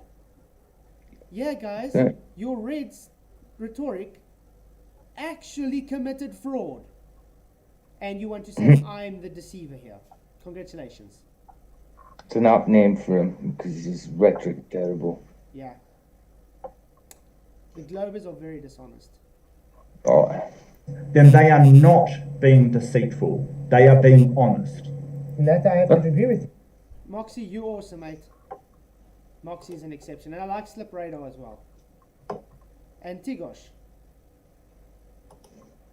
Because if it goes against the first law, Well, then why are we going over this? Then that means they're being deceitful. But like I said, this is going to be mute because you have a view on it, I have a view on it. Let's move on to the second law on why it's being deceitful. They're Right. being deceitful. So, The second law is you stated container closed- pressure, yeah. Sorry. So you stated a closed system will always just seek equilibrium, therefore no pressure gradients. That's false because we live in a dynamic system. By the way, pressure gradients comes after having gas pressure, which requires the containment to have the pressure in the first place. There's a lot of reasons we do have pressure gradients in the system and can be demonstrated. So my ask to you is, for you, can you show us a demonstration where you do not need containment to have this gas pressure? Remember, this is like the third or fourth time I've asked him this for demonstration. I think we can actually count it, but I think, yeah, it's like the third or fourth time. Well, the only place that we don't have containment is around large mass bodies, but we can sort of tell there's a pressure gradient. So what if there is a container? You're saying you have to have a container and have pressure, right? So if there is a container, why doesn't it equalize? That's, remember of course you need a bloody container. It's gas pressure. Exactly. But I mean, let's go Unbelievable. back to the first, remember that, I think it was like 52 seconds and minutes we said, where he made a claim that it will, if it's in a closed container, it will equalize, so no pressure gradient. So this is him doubling down on that same statement, guys. Really stay tuned on what he's going to have to concede. Because you live in a In the dynamic. world, pressure, it presses on something. Yeah, I mean, pounds per square inch. Darling. It's the gas exerting a force on a wall of a container. Mm. Yeah, we have fluctuations in conditions, gas behavior. But don't worry, guys, he says gas behavior doesn't exist. That's what he says. System. We got That doesn't cycles. mean anything. Yes, we got cycles. How does that work? What's the actual process of that working? What is keeping it from equalizing? Gas behavior. Remember, if you have on No, Earth, no, no, yes, gas no, behavior. no. Gas doesn't have a behavior. Gas doesn't have a behavior, guys. I've got to play that again. Yeah. Oh, okay. Let's listen to that again. Process of that working. What is keeping it from equalizing? Gas behavior. Remember, if you have on No, Earth, no, no, Yes, gas no, no. behavior. Gas doesn't have a behavior.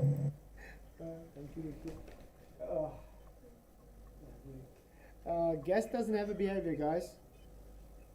So, PJ, when you fart, does it feel warm when it comes out? Or It depends. But it does come out, correct? And it disperses. It's That also depends. Sometimes it follows me around.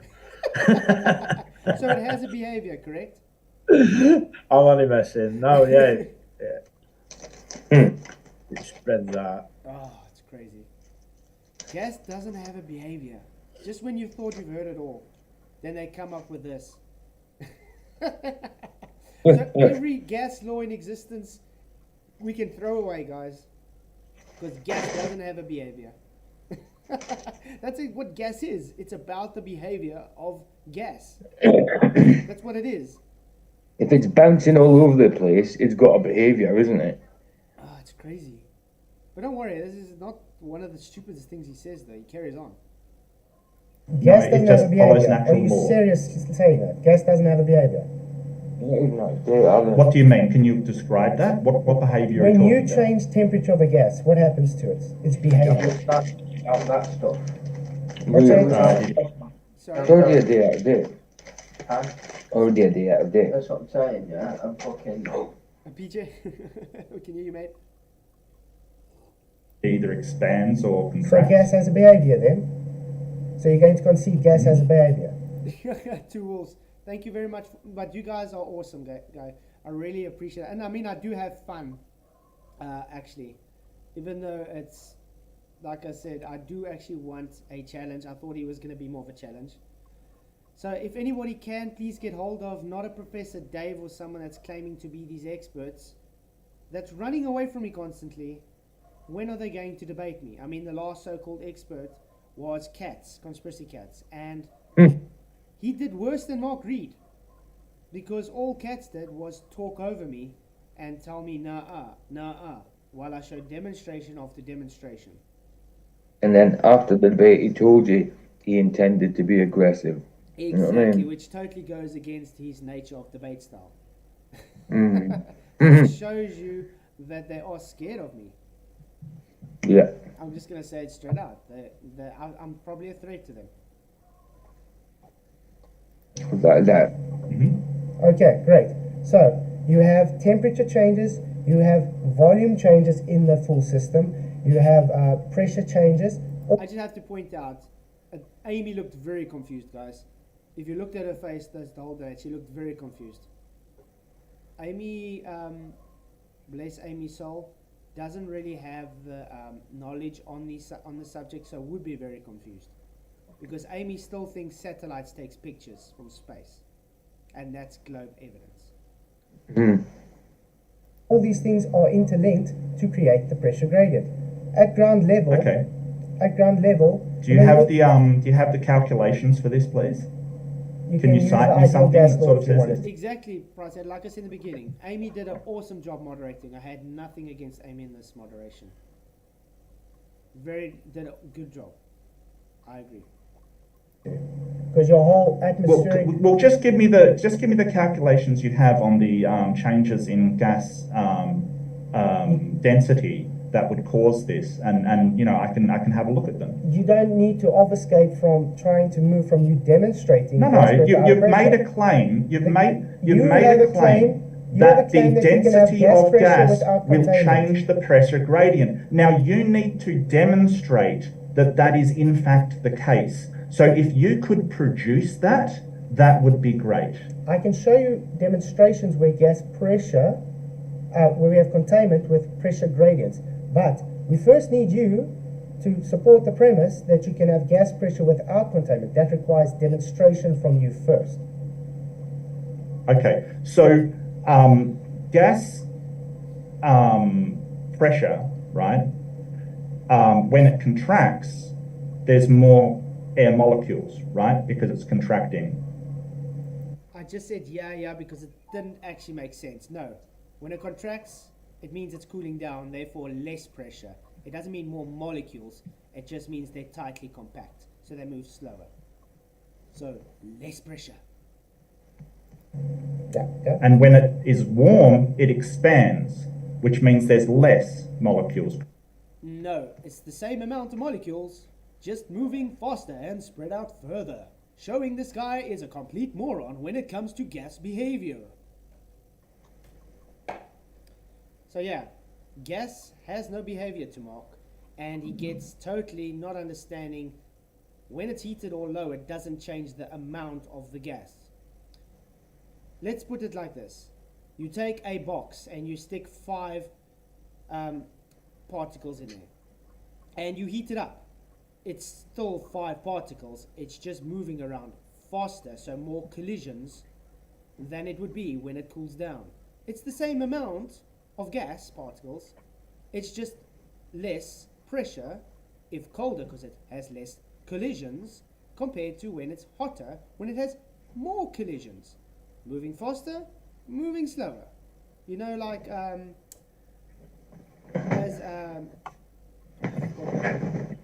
that one scientist that they love to use for gravity, it's all just jiggling around. I can't think of his name. I can't believe it. I even have a video on my channel with it, with thermal expansion. Yeah. Correct?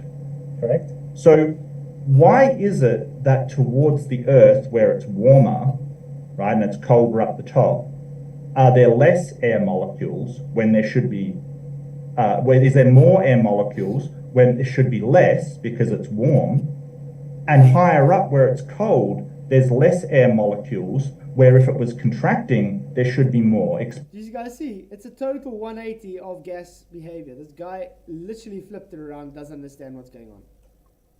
There's also forgetting about thermosphere, innit? Yeah, we didn't even get to the thermosphere on here because Yeah. I couldn't get him to understand. Gas hits a rock, more collision. Gas hits nothing, less collision. That's how basic I was trying to make it to him. Not a hard concept, is it? If there's less to hit, there's less collisions, aka less pressure. If there's more collisions, more surfaces to hit, more collisions, more pressure. Explain that one. No, when it's contracting, that means it's moving slower. Remember, when you're on the ground, there's more for the gas particles to hit off of. There's more of a collaboration of all gases. So you've got trees to hit off, you've got mountains to hit off, people, you've got all the cycles of the densities of gases down on the lower level. So it's more compact. Now when you go higher up, there's more area to fill.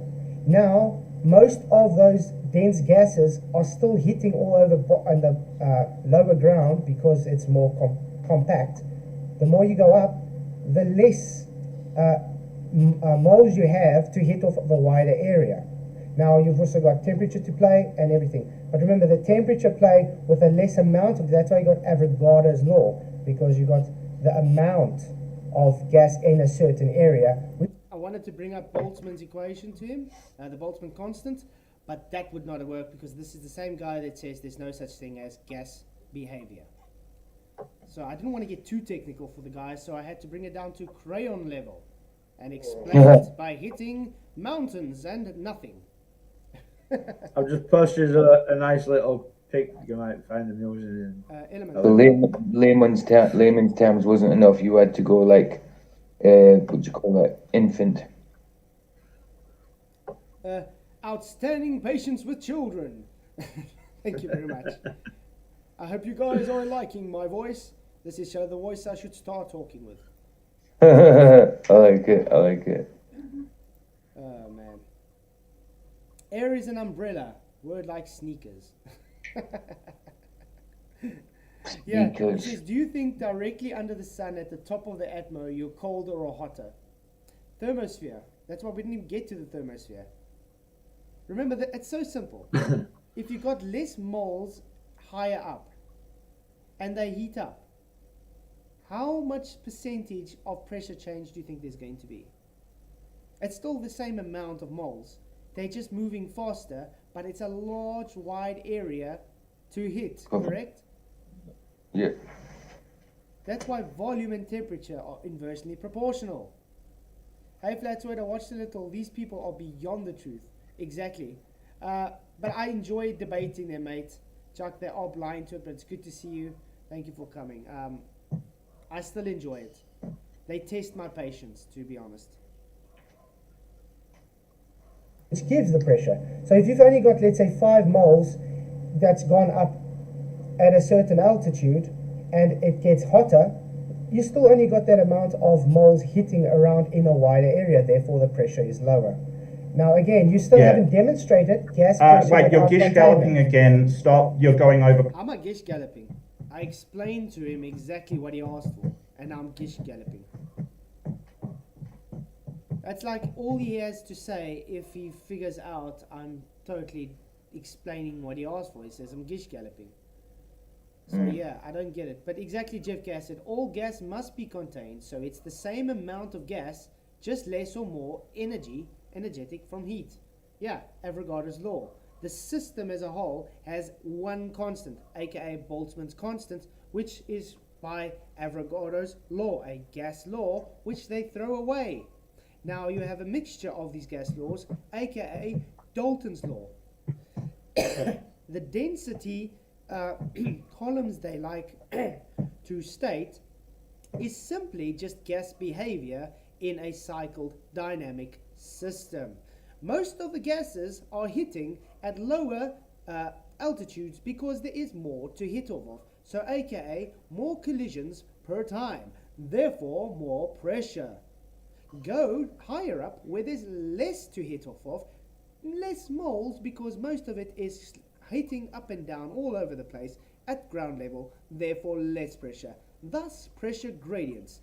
But we have a pressure gradient, which means we have containment. Because if a gas molecule had to hit and go with a vector upwards, it can only come back down with another collision. There we go. Yes, Avogadro's law is the amount of gas in a system. Flataholics, go and learn it, please. Avogadro's law, aka Boltzmann's constant. Point by point by Well, point, I will address every single point, so you've got to stop doing this. I'm gonna just allow Flatzoid, you have 30 more seconds to finish up your point, and then we're gonna hand it over to Mark. Okay, yeah, so I just explained to you in very simple terms why we have pressure gradients. Now, I'm still asking you, please demonstrate gas pressure without containment. Yeah, so this is weird because you basically said, oh, well, Face Relative, $5 super chat. Thank you very, very much. I wish the almighty downward force of gravity was real. Because if it was, then everything we expel, a gas fart, would blast off 10 to 20 feet into the air. That's a good one. We'd overcome gravity, apparently. Thank you very much for the $5 super chat. Really, really appreciate it. Yes, PJ. No, I'm laughing at what you're saying. No, I was just agreeing with that. Andrew Johnston, the whole containment system has gas pressure. Gas pressure exists everywhere, including in your hypothetical religious belief of space. There is always gas pressure. You cannot get a negative pressure. That means there's always gas present, no matter the altitude. Mountains and things like that are what causes the pressure gradient, which is one of the most ridiculous statements I've ever heard in my entire life. Mountains and people and the ground and telephone poles, I guess, and there's more area up the top, so that's why it occurs. There is no sort of temperature that will cause this gradient. And the simple fact that you cannot produce any kind of documentation or any kind of calculation to show that temperature will produce this gas gradient rather than gravity is kind of ridiculous. And it also seems to indicate that you don't understand what the gradient is at all. You have much more air at lower altitudes than you do at higher altitudes, right? Yeah, literally making my point that I just said. Mark, I was just going to say, no shit, Sherlock. he repeated what I said and asked me to say, yeah, exactly. He's starting to look really annoyed, isn't he? So telling me I'm wrong and then repeating me and then asking, is that right? Like what? Oh man, guys, remember the power's going off at 11, so when they start talking like that, yeah, yeah, when they start talking like that and tell you exactly what you were saying, you know they've got no understanding of what they're talking about whatsoever. So, yeah, you got about 20 minutes before it goes off. Yeah, Man. so guys, we're going to go on for another 15 minutes about, and then I think we can do a part 2 as well. Cool. Yeah, but this is wow. Avogadro's constant. I explained it. No, you didn't explain it because you didn't actually say how it occurred. I didn't explain it, but he just literally verbatim explained it back to me and then says, is that right? Say yes. Then he says no. Wow. You just made a claim that it is something that makes it and then blamed it on mountains and the ground, which is a weird statement because the pressure gradient doesn't just go from mountains and then quickly go into a small gradient. There's a gradient, so it goes all the way up, getting thinner and thinner and thinner as it goes up. But none of this sort of says why NASA is being deceitful at all, because your entire argument seems to want to shift it into, oh, well, I'm going to prove that Earth is flat. See what I'm saying? I never once said flat Earth. It's been an hour, 10 minutes, 30 seconds. He said the Earth is flat. Talk about flat Earth, what, 6 times, 7 times now, maybe 9 times even? I've never once said the word flat out of my mouth. No, exactly. That's not what the debate was about. It's what it was. Does NASA lie? Yeah, I mean. Or they deceitful? Yeah, I mean, the argument is NASA is deceitful because they're claiming to be in a place that violates the natural laws of thermodynamics. We went through the first law. Mark showed he doesn't understand what it means. There's sand, so therefore you can build a sandcastle.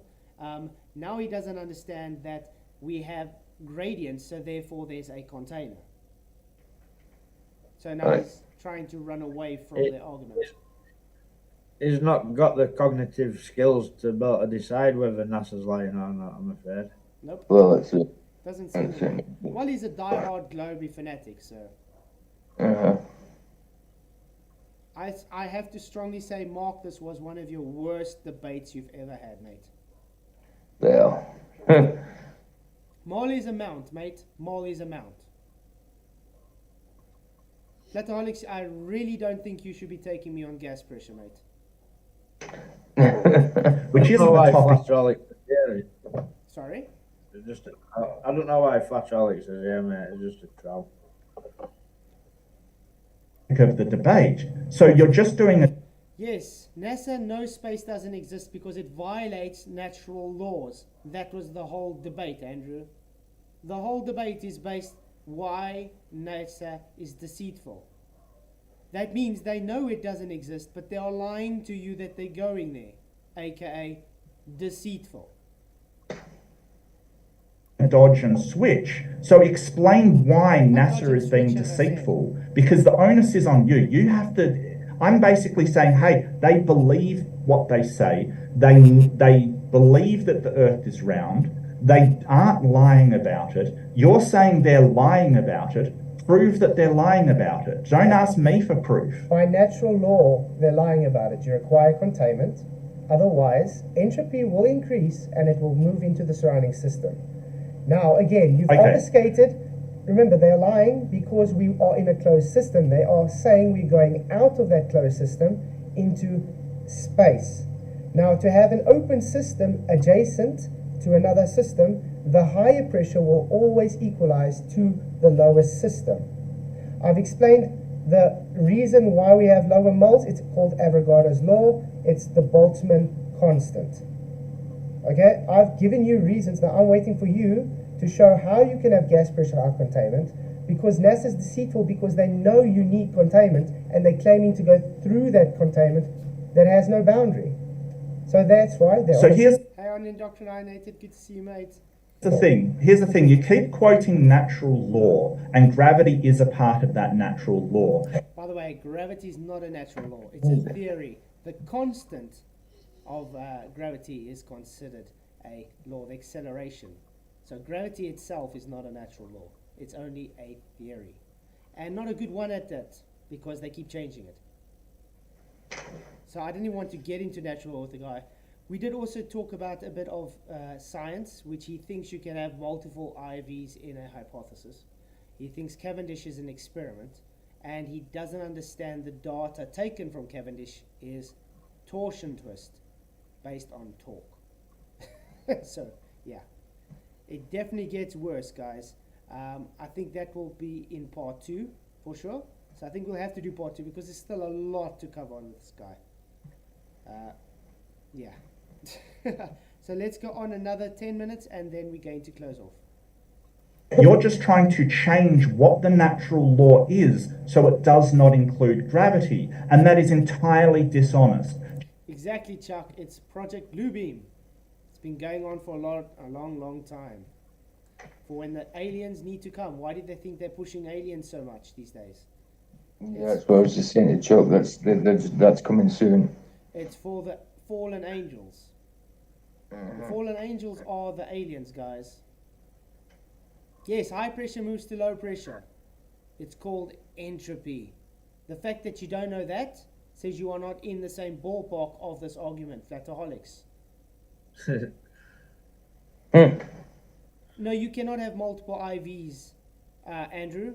You have one IV for one DV. That's how hypothesis work. You can have multiple hypotheses, but only one hypothesis has one IV, one DV.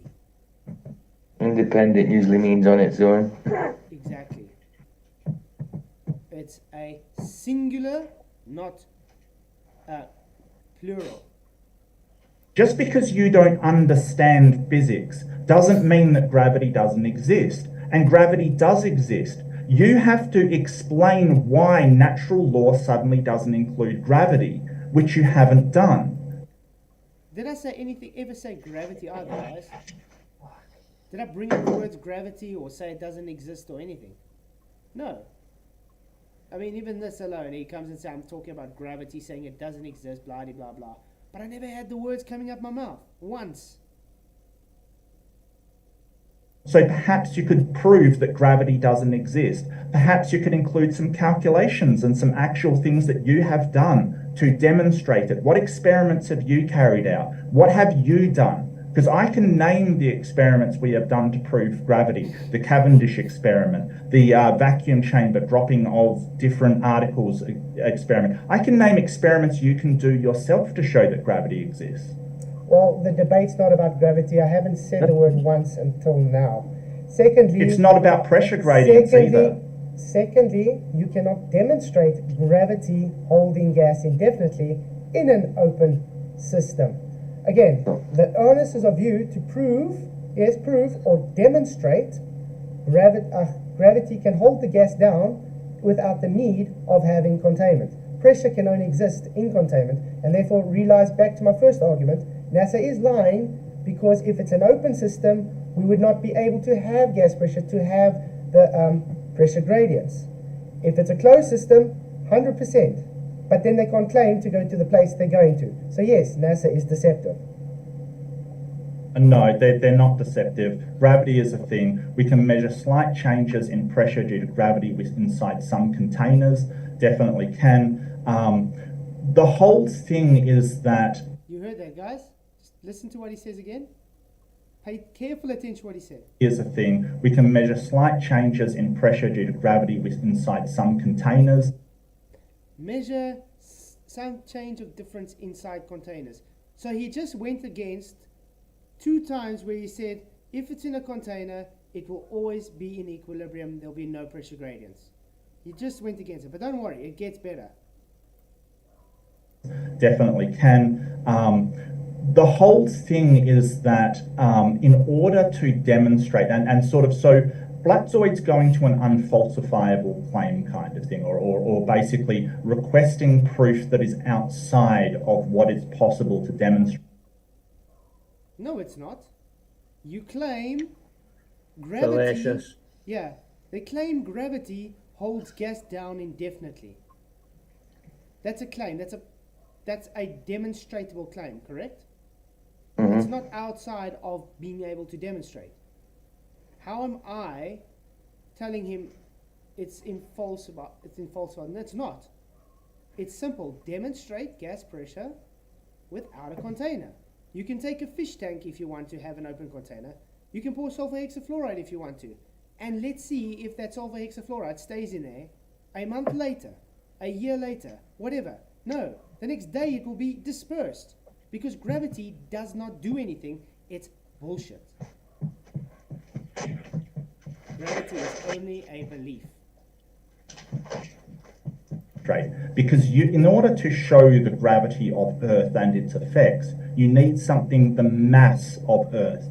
and that is the Earth. And we can see sort of atmospheric pressure gradients on other planets that have mass as well. But I mean, that gets back to what I'm saying now. If the mass of Earth, when you're on the surface at the ground, correct? I know, and they say it's low, mate. I don't know. There's some settings I'm going to try to see tomorrow what I can work on my sound. I really do apologize for all the sound quality tonight, guys. I think OBS has changed some weird settings somewhere again. So I'll have to work that out It's tomorrow. weird on my side because, like I say, all night it was okay at the start. Then when everybody said the settings were a bit low, it was fine with me. But when you start changing them, for some reason, when you stop the video play, you talk, and it fades you in from silent to loud to quiet to louder. Do you know what I mean? Yeah. Until if you've been speaking for a few sentences, I eventually get to hear you. Yeah. But Yeah. So back to my argument. If gravity pulls gas down, gas go down, go boom boom, as they say. That would mean when on the surface of Earth, we would all be dead. You know why? All the CO2 would be pooling, and we would just be breathing CO2 and no other gases. That is it, as simple as that. Because if it only attracts mass, therefore nothing else would be able to be here except CO2.